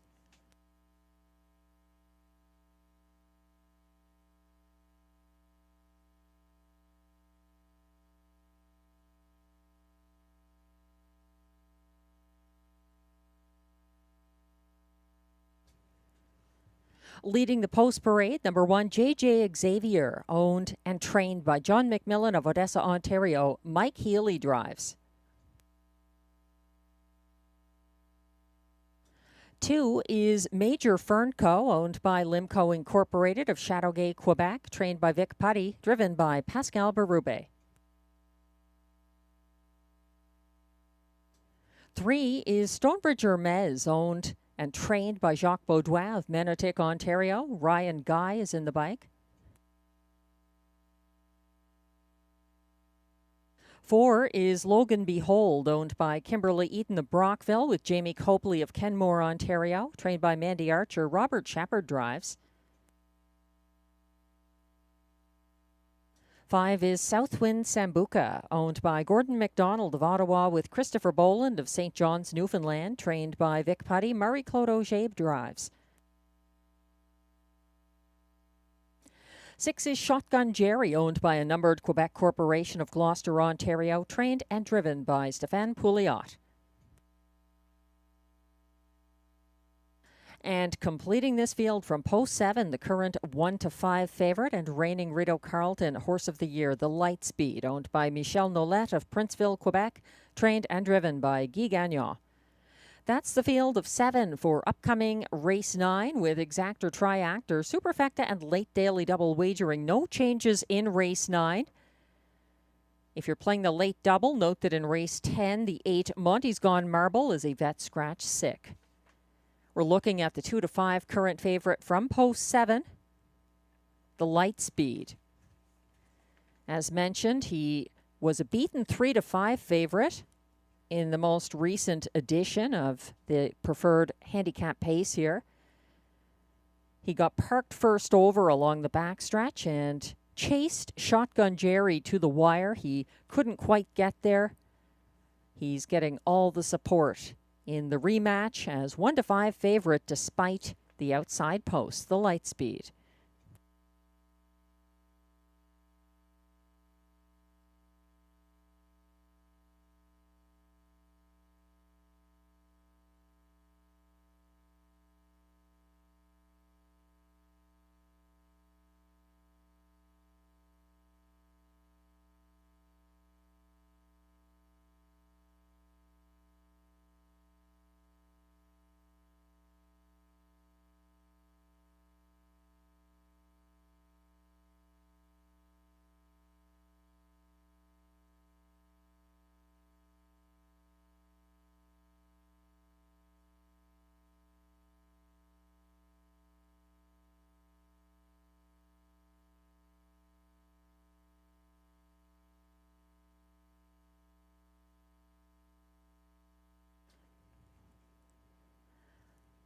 I see that my top choice here in race 9 has dropped a bit. That's the 4, Logan Behold, who took a 1:52.4 lifetime mark in his most recent start for Robert Shepard on August 3rd.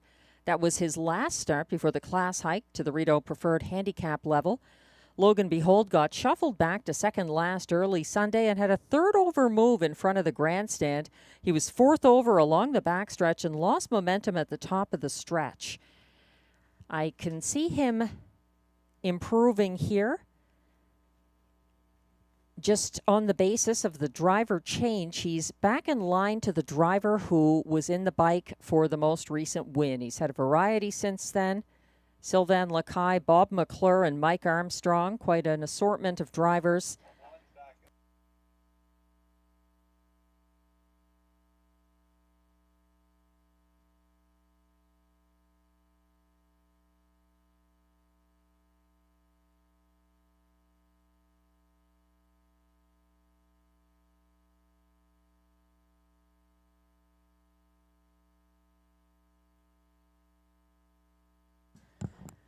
Wagering remains open on race 9. The AGCO judges have just informed me that the 1, JJ Xavier, has had to return to the paddock for an equipment repair. Windows remain open.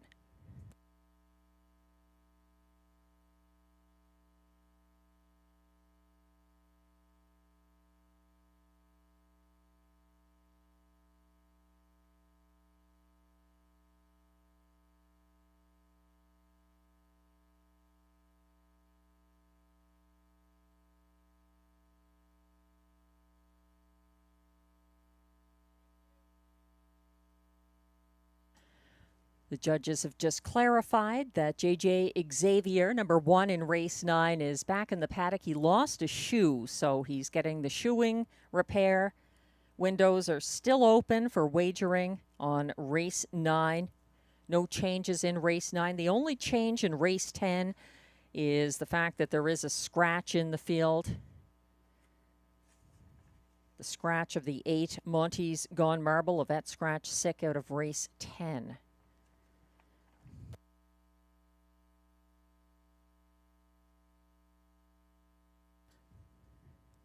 In the meantime, looking at the tote board, the Light Speed continues on as favorite.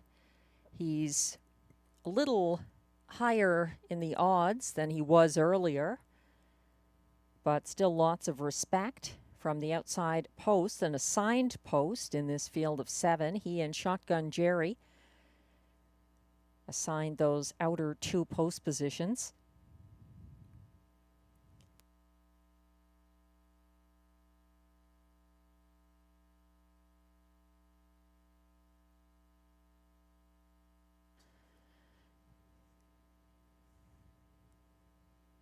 Another horse to think about in this field, overlooked at 13-1 from post 3.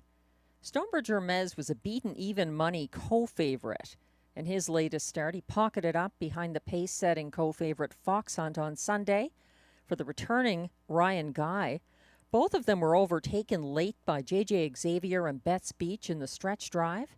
Stonebridge Hermes is up in class, but he won the Rideau Preferred Handicap for Ryan Guy on August 10th, pocketing up behind the leader I Am a Rocket and holding off a late move from Logan Behold by a diminishing neck at the wire.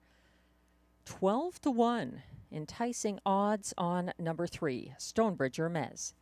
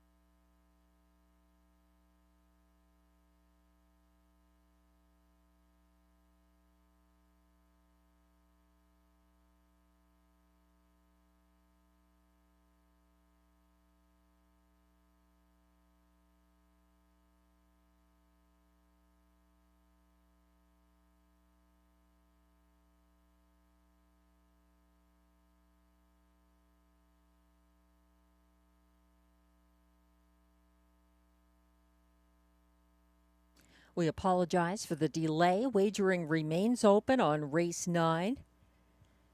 We're still waiting on the 1, JJ Xavier, and driver Mike Healy to return to the racetrack. This horse was taken back for a shoeing repair.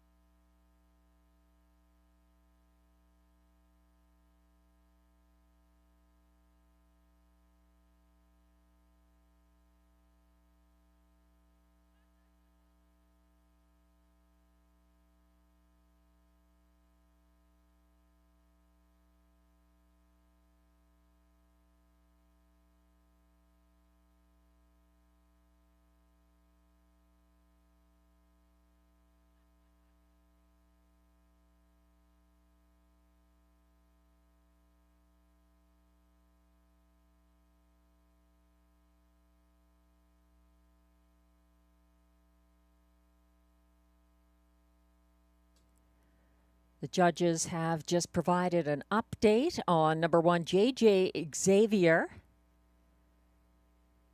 The shoe is replaced, the sulky is back on, and he's going to be on track momentarily. They will be going behind the gate as soon as he's back on track. JJ Xavier, after the shoeing repair. Thank you for your patience during this delay.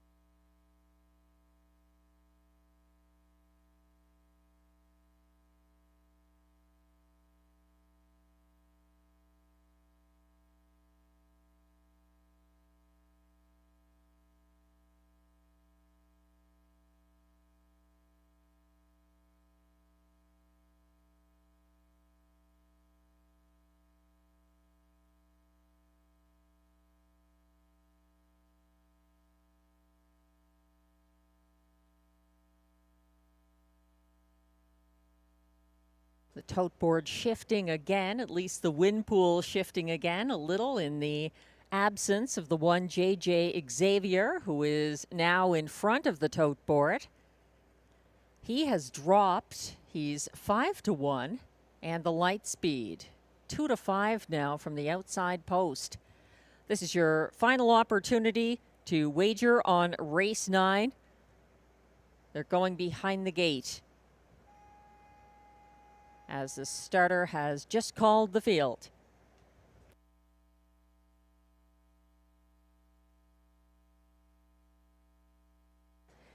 Here they come for race 9, the preferred handicap pace. 1 is J.J. Xavier for Mike Healy. 2, Major Fernco, Pascal Berube. 3, Stonebridge Hermes, Ryan Guy. 4, Logan Behold, Robert Shepard. 5, Southwind Sambuca, Marie-Claude Auger. 6, Shotgun Jerry, Stéphane Pouliot. And on the outside, at current odds of 1-2, the light speed for Guy Gagnon. They're all in line on the turn.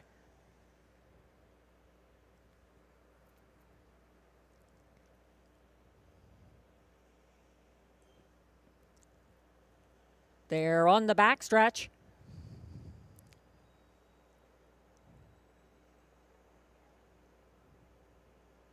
And they're off in the preferred handicap pace. Blasting from the inside, that's Major Fernco battling against him. J.J. Xavier taking control from the rail, and a 3 wide, the light speed in hot pursuit. He's matching strides and now striding ahead of J.J. Xavier to take the lead for Guy Gagnon. Landing on the lead, approaching the opening quarter, the light speed. And he's getting there in a brisk 26-3 and leading down the stretch the first time. Sitting the pocket, J.J. Xavier. Back in third along the pylons, Major Fernco, followed by Stonebridge Hermes, tied up in fourth, gaining ground now in fifth, and looking to go first over perhaps, Logan Behold. Going first over behind him, but jumping into a break. Southwind Sambuca taken to the back of the field by Marie-Claude Auger as he jumps it off. Now at the back of the field, Logan Behold sits third from last ahead of Shotgun Jerry, far back after the miscue. Southwind Sambuca, 55-4 to the half, and they're still led by the light speed, keeping a length ahead of next closest J.J. Xavier in the pocket from third, Major Fernco. First over out of fourth now. Here comes Stonebridge Hermes, and a 3 wide move. Robert Shepard is sending Logan Behold approaching 3/4. Reached in 1:24-1 by leader. The light speed on the inside. J.J. Xavier still second, and on his outside, Stonebridge Hermes is coming on. Logan Behold 3 wide for the stretch drive. They're turning for home. The light speed is getting chased to the wire up the inside. J.J. Xavier flying down the center of the track. Stonebridge Hermes, it's going to be the light speed getting there ahead of J.J. Xavier. Close for show. Southwind Sambuca versus Stonebridge Hermes, 1:52-3.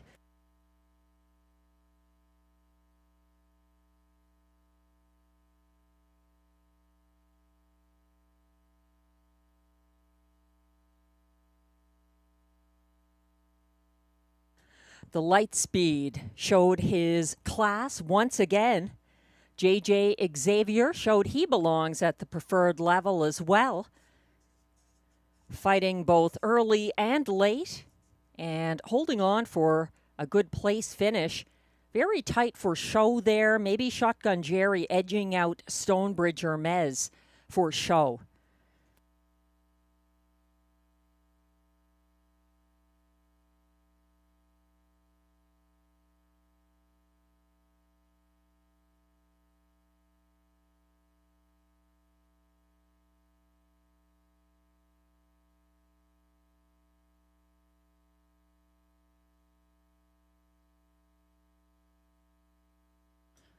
Unofficial results are now posted for race 9. The 3-5 favorite at the last flash, number 7, the light speed, delivers for Guy Gagnon. And finishing second, number 1, J.J. Xavier. A good second in his step up in class to the preferred level.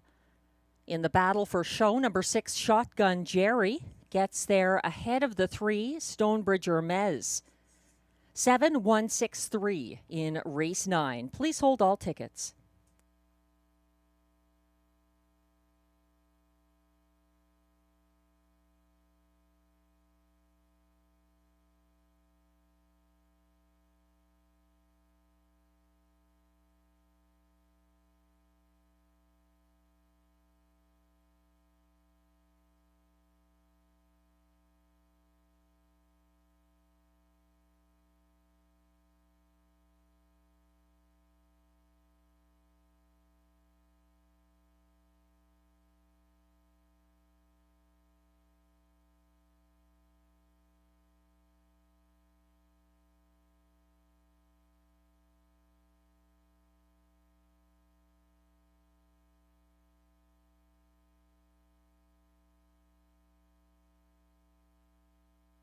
Now back in the Rideau Carleton winner's circle once again. Race 9, preferred handicap pace winner, number 7, the Lightspeed, a 7-year-old bay gelding by Moonbeam out of Jama, owned by Michel Nolette of Princeville, Quebec, also his breeder. Trained and driven by Guy Gagnon. That's win number 9 of the year. 152 and 3. The Lightspeed does it again. Congratulations.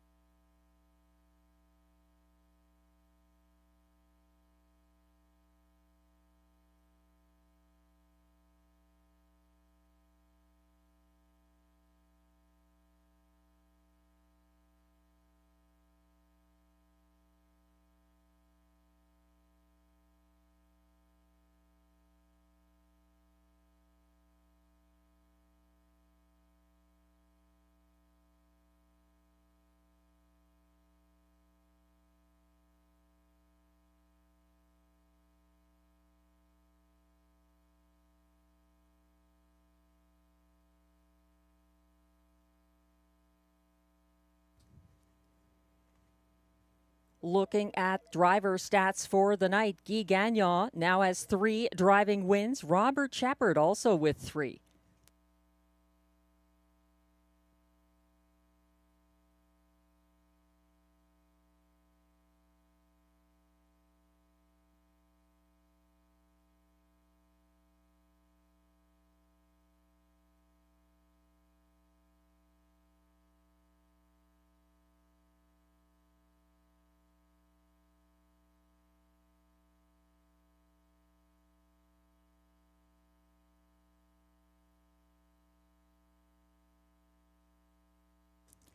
The AGCO judges have just informed me they're taking a look at the break approaching the half in race 9. Number 5, Southwind Sambuca, did make a break approaching the second turn before the half.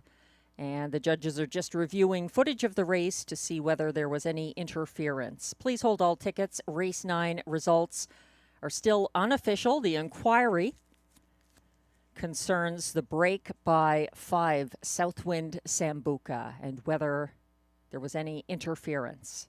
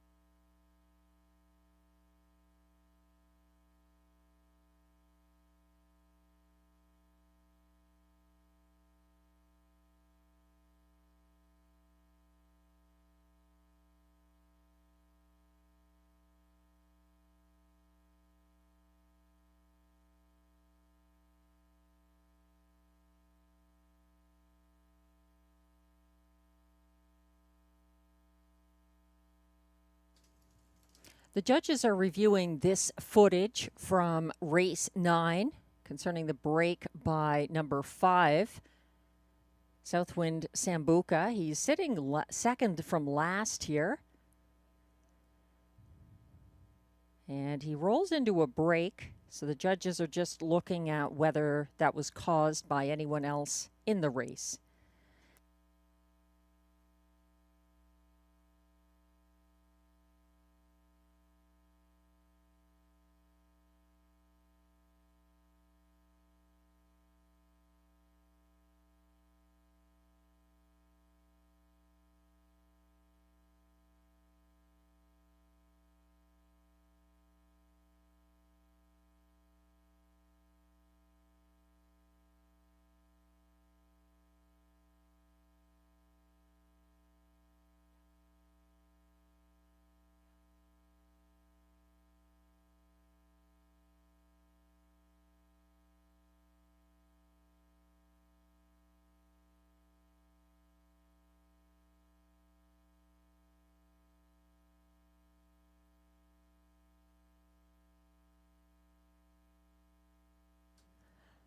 The judges have ruled out any interference between the 4 and the 5 in race 9. Now they are looking at whether there was interference between the 3 and the 4 near 3/4.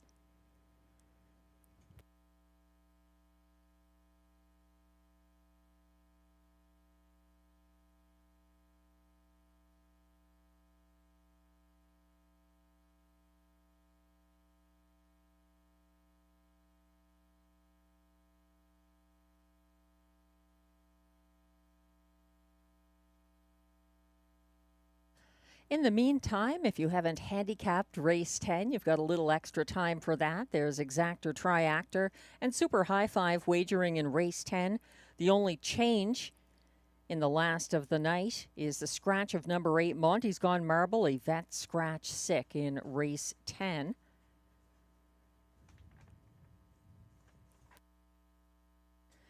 Glenn Pearson and I both agree that the horse to beat in race 10 is the 3, I Am a Rocket.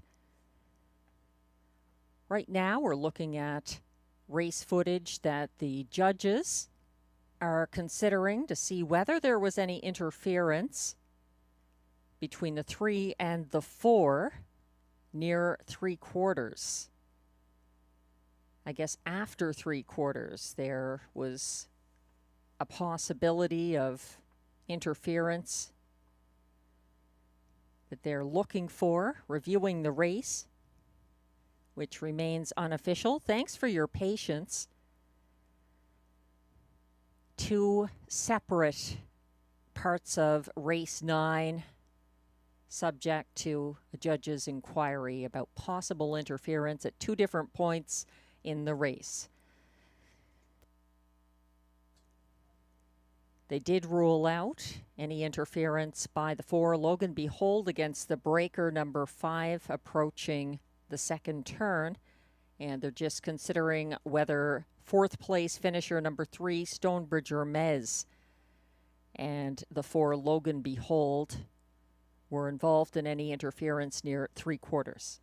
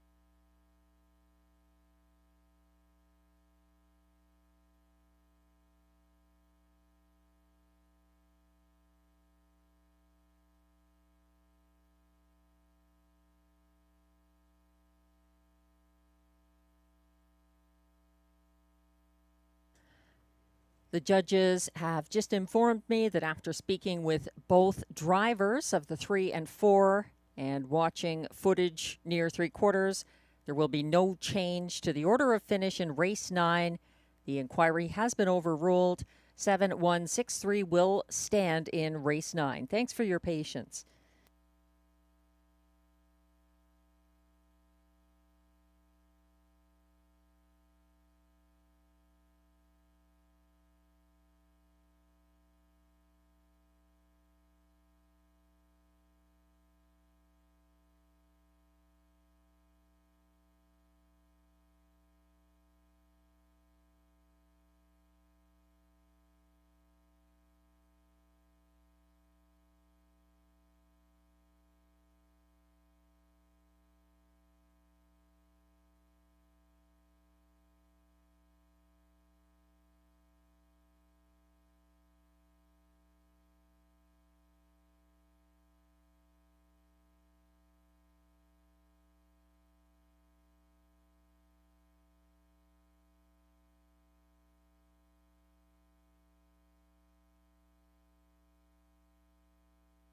Race 9 is now official. Prices are posted for race 9, where the winner, number 7, the Light Speed, returns $3.50 to win. The $2 7-1 exactor pays $15.40. It's $54.45 for the $1 try 7-1-6 combination, and the $1 superfecta 7-1-6-3 pays $155.15.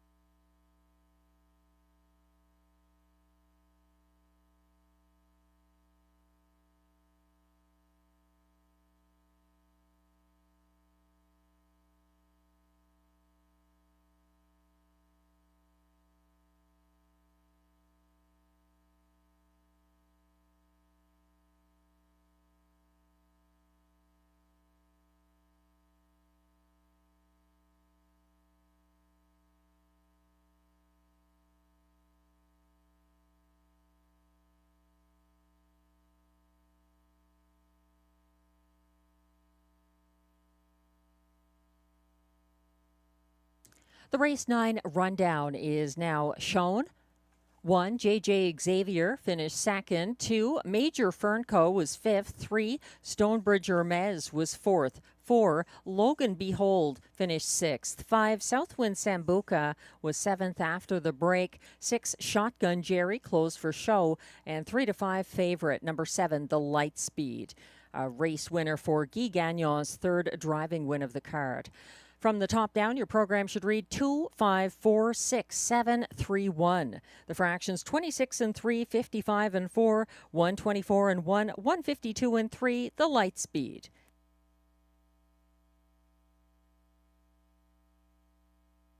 That brings us to race 10, the last of the card. Thanks for your patience. There's exactor, triactor, and super high five wagering here.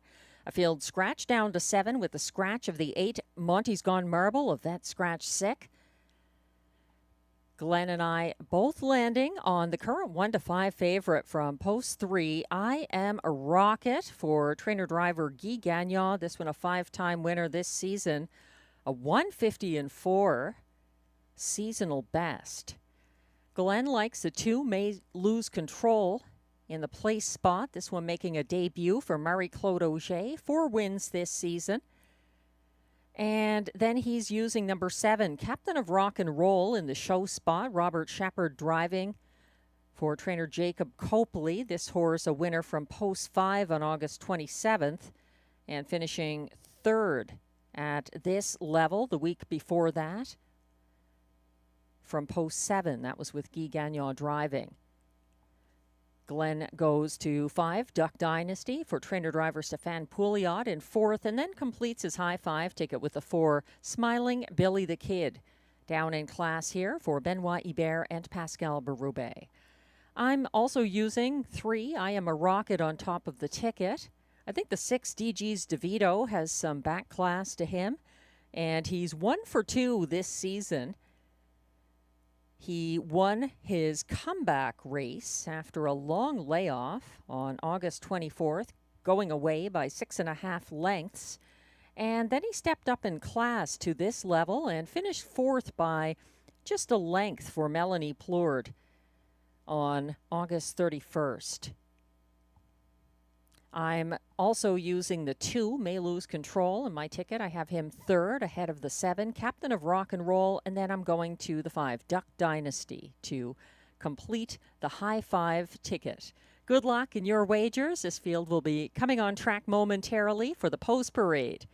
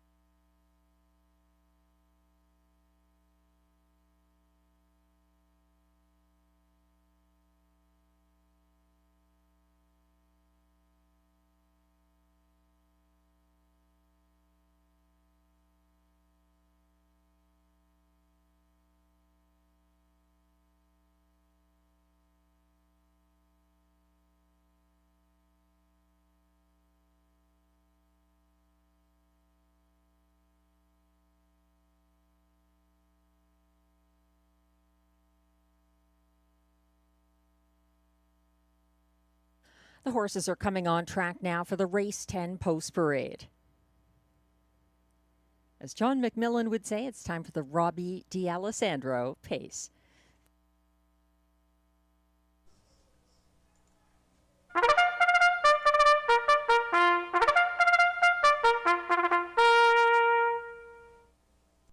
The Race 10 Pacers are non-winners of $3,500 in their last 5 starts. Also eligible non-winners of $30,000 lifetime and also eligible $15,000 claimers. The purse, $7,000.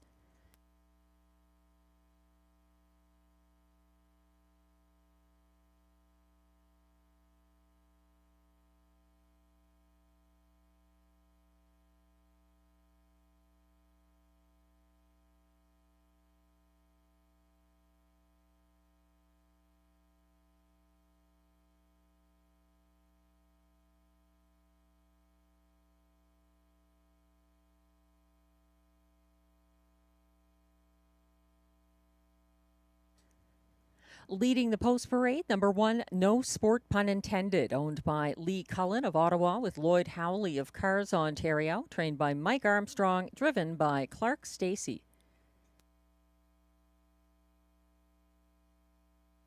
2 is May Lose Control, owned by Jamie Copley of Kenmore with Kimberly Eaton of Brockville, Ontario. Mandy Archer trains, Marie-Claude Auger drives.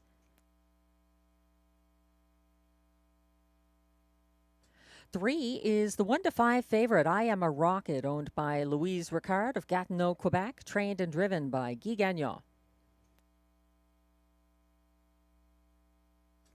4 is Smiling Billy the Kid, owned by trainer Benoit Hébert of Papineauville, Quebec. Pascal Berube drives. 5 is Duck Dynasty, owned by a numbered Quebec corporation of Gloucester, Ontario, with Santo Barilla of Metcalfe, Ontario, trained and driven by Stéphane Pouliot. 6 is DG's DeVito, owned by Danielle Soupranol of Saint-Valentin, Quebec, trained by Stéphane Pouliot. Melanie Plourde is in the sulky.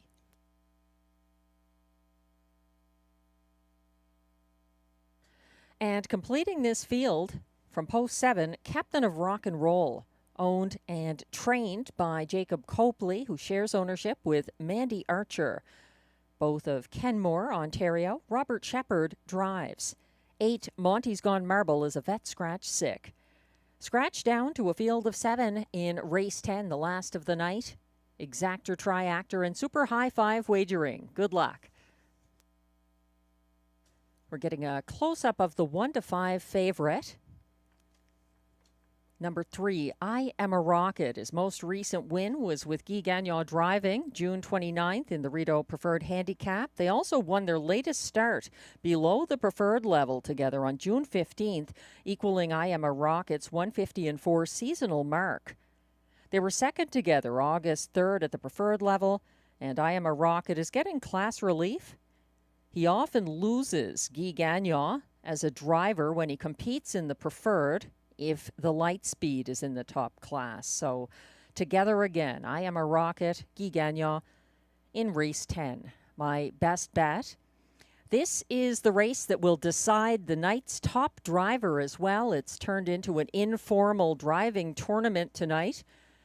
Robert Shepard with 3 driving wins so far, and Guy Gagnon now with 3 driving wins as well. So this will decide who ends the night with 4 driving wins. Shepard driving the 7, Captain of Rock and Roll here at 3 to 1. And Gagnon driving the 3, I Am a Rocket, the 1 to 2 current favorite. Some others to include in your high 5 ticket. The 6, DG's DeVito, 10 to 1. He and Melanie Plourde settled third behind early leader Beef and Cheddar on Sunday and got caught in and shuffled back on the backstretch. They were gaining ground late behind a slowing Love My Rockin' Bird at the wire, and this horse has some back class to him.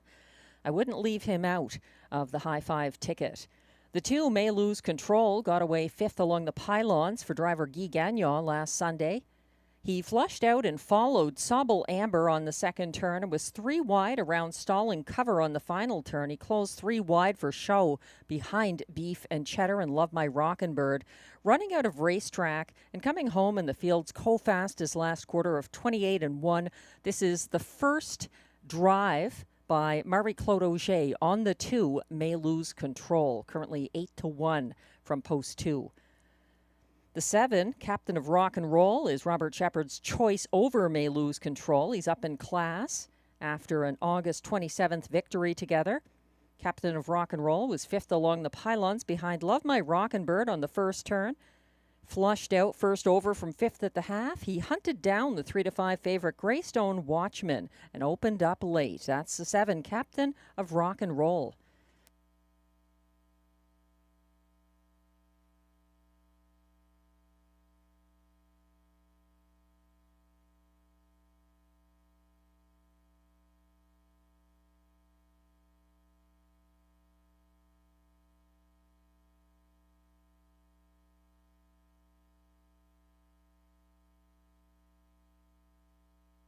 Starter has called the field for race 10. Thanks to all the horse players who joined us this evening, virtually or at the track. Hope you can join us again on Wednesday, 6 p.m. More live racing from the nation's capital. Good luck in the last of the night. They're lining up. 1 is No Sport Pun Intended. Clark Stacy. 2 May Lose Control. Marie-Claude Auger. 3 I Am a Rocket, the 1-5 favorite for Guy Gagnon. 4 Smiling Billy the Kid, Pascal Berube. 5 Duck Dynasty, Stéphane Pouliot. 6 DG's DeVito, Melanie Plourde. 7 Captain of Rock and Roll for Robert Shepard. And the 8 Monty's Gone Marble is a vet scratch sick. The field is coming off the turn onto the Rideau Carleton backstretch. They're lined up. And they're off and pacing, pushing the gate away. May Lose Control for Marie-Claude Auger, striding out early and also showing some gate speed there. Duck Dynasty for Stéphane Pouliot making front and third into second and up alongside Duck Dynasty now. That's I Am a Rocket, taking no chances with Guy Gagnon gapping behind this top group, following them into the first turn. From fourth, No Sport Pun Intended, 27-1 to the opening quarter, landing on the lead under tight lines. I Am a Rocket. Now a length and a quarter ahead of Duck Dynasty, the pocket sitter, followed in third by May Lose Control. It's about 3 lengths back to No Sport Pun Intended. First over now from fifth and gaining ground for Berube. That's Smiling Billy the Kid making his move on the second turn. Caught in second last, DG's DeVito. And coming second over from the back of the field now, that's Captain of Rock and Roll, 56-3 to the half. And there are 2 groups here. Up front, it's a trio led by I Am a Rocket with Guy Gagnon flat in the bike, leading by a length and a half now over Duck Dynasty. From third, May Lose Control. And then it's a slight gap, a shortening gap, back to fourth place, No Sport Pun Intended, along the rail. And on his outside, first over in fifth, it's Smiling Billy the Kid continuing to gain ground. Still caught in second last, DG's DeVito, 124 flat to 3/4. Still trailing Captain of Rock and Roll. They turn for home, and it looks like it's I Am a Rocket against the clock, and Guy Gagnon will end the night with a winning favorite in race 10. I Am a Rocket, getting there in 152 flat over Duck Dynasty, and a fast closing DG's DeVito, 152 flat.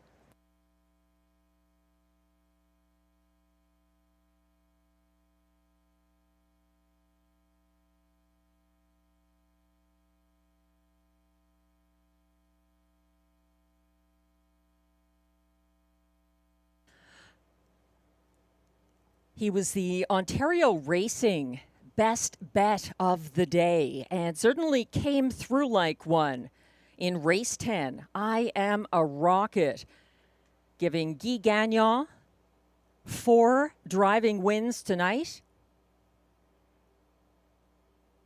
Tight battle there to complete the high five. It looks like No Sport Pun Intended may have come on to finish fourth ahead of May Lose Control.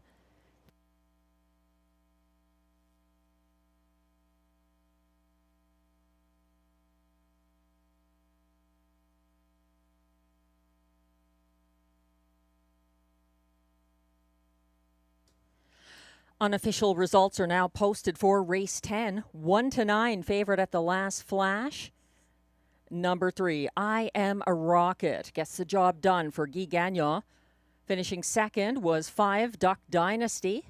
Over 6, DG's DeVito, coming from far back for show. Then, fourth place, No Sport Pun Intended. The 1 horse did edge out the 2, May Lose Control for fourth. 3, 5, 6, 1, 2. The unofficial race 10 high five. Please hold all tickets.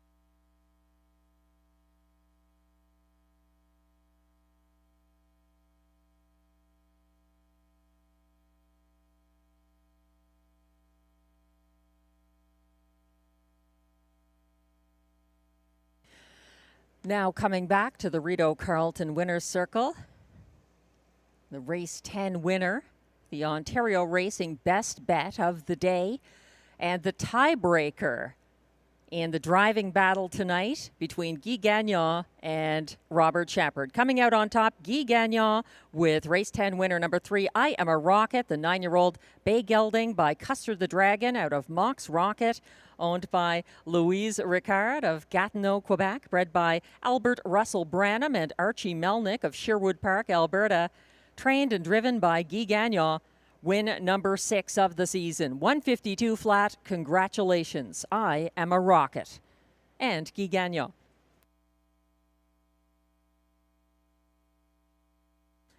Race 10 is official.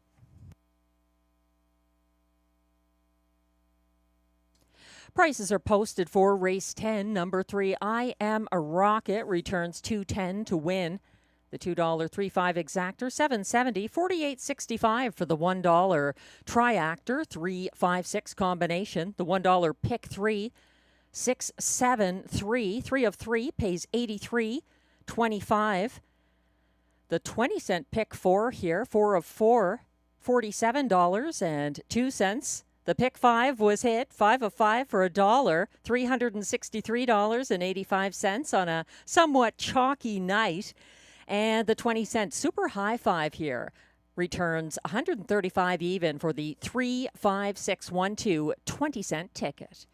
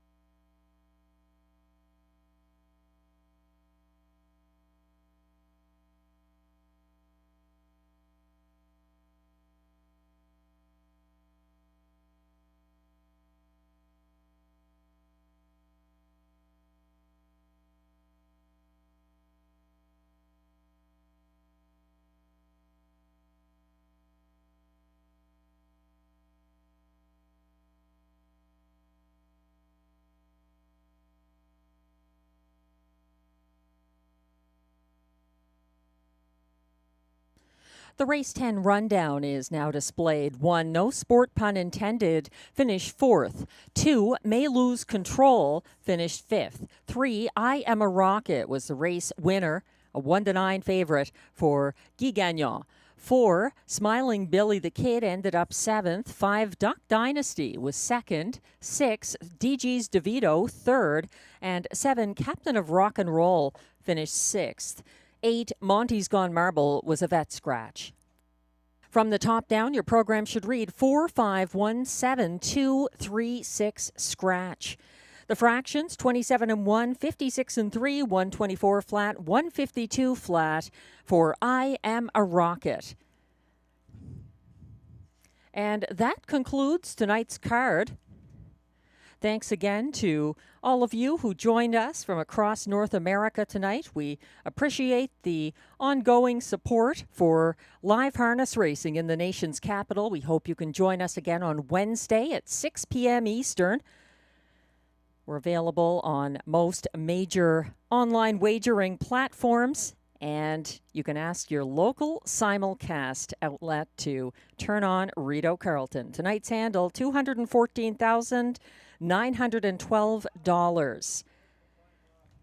Enjoy the rest of your evening and have a great week. I'm Melissa Keith, track announcer, signing off.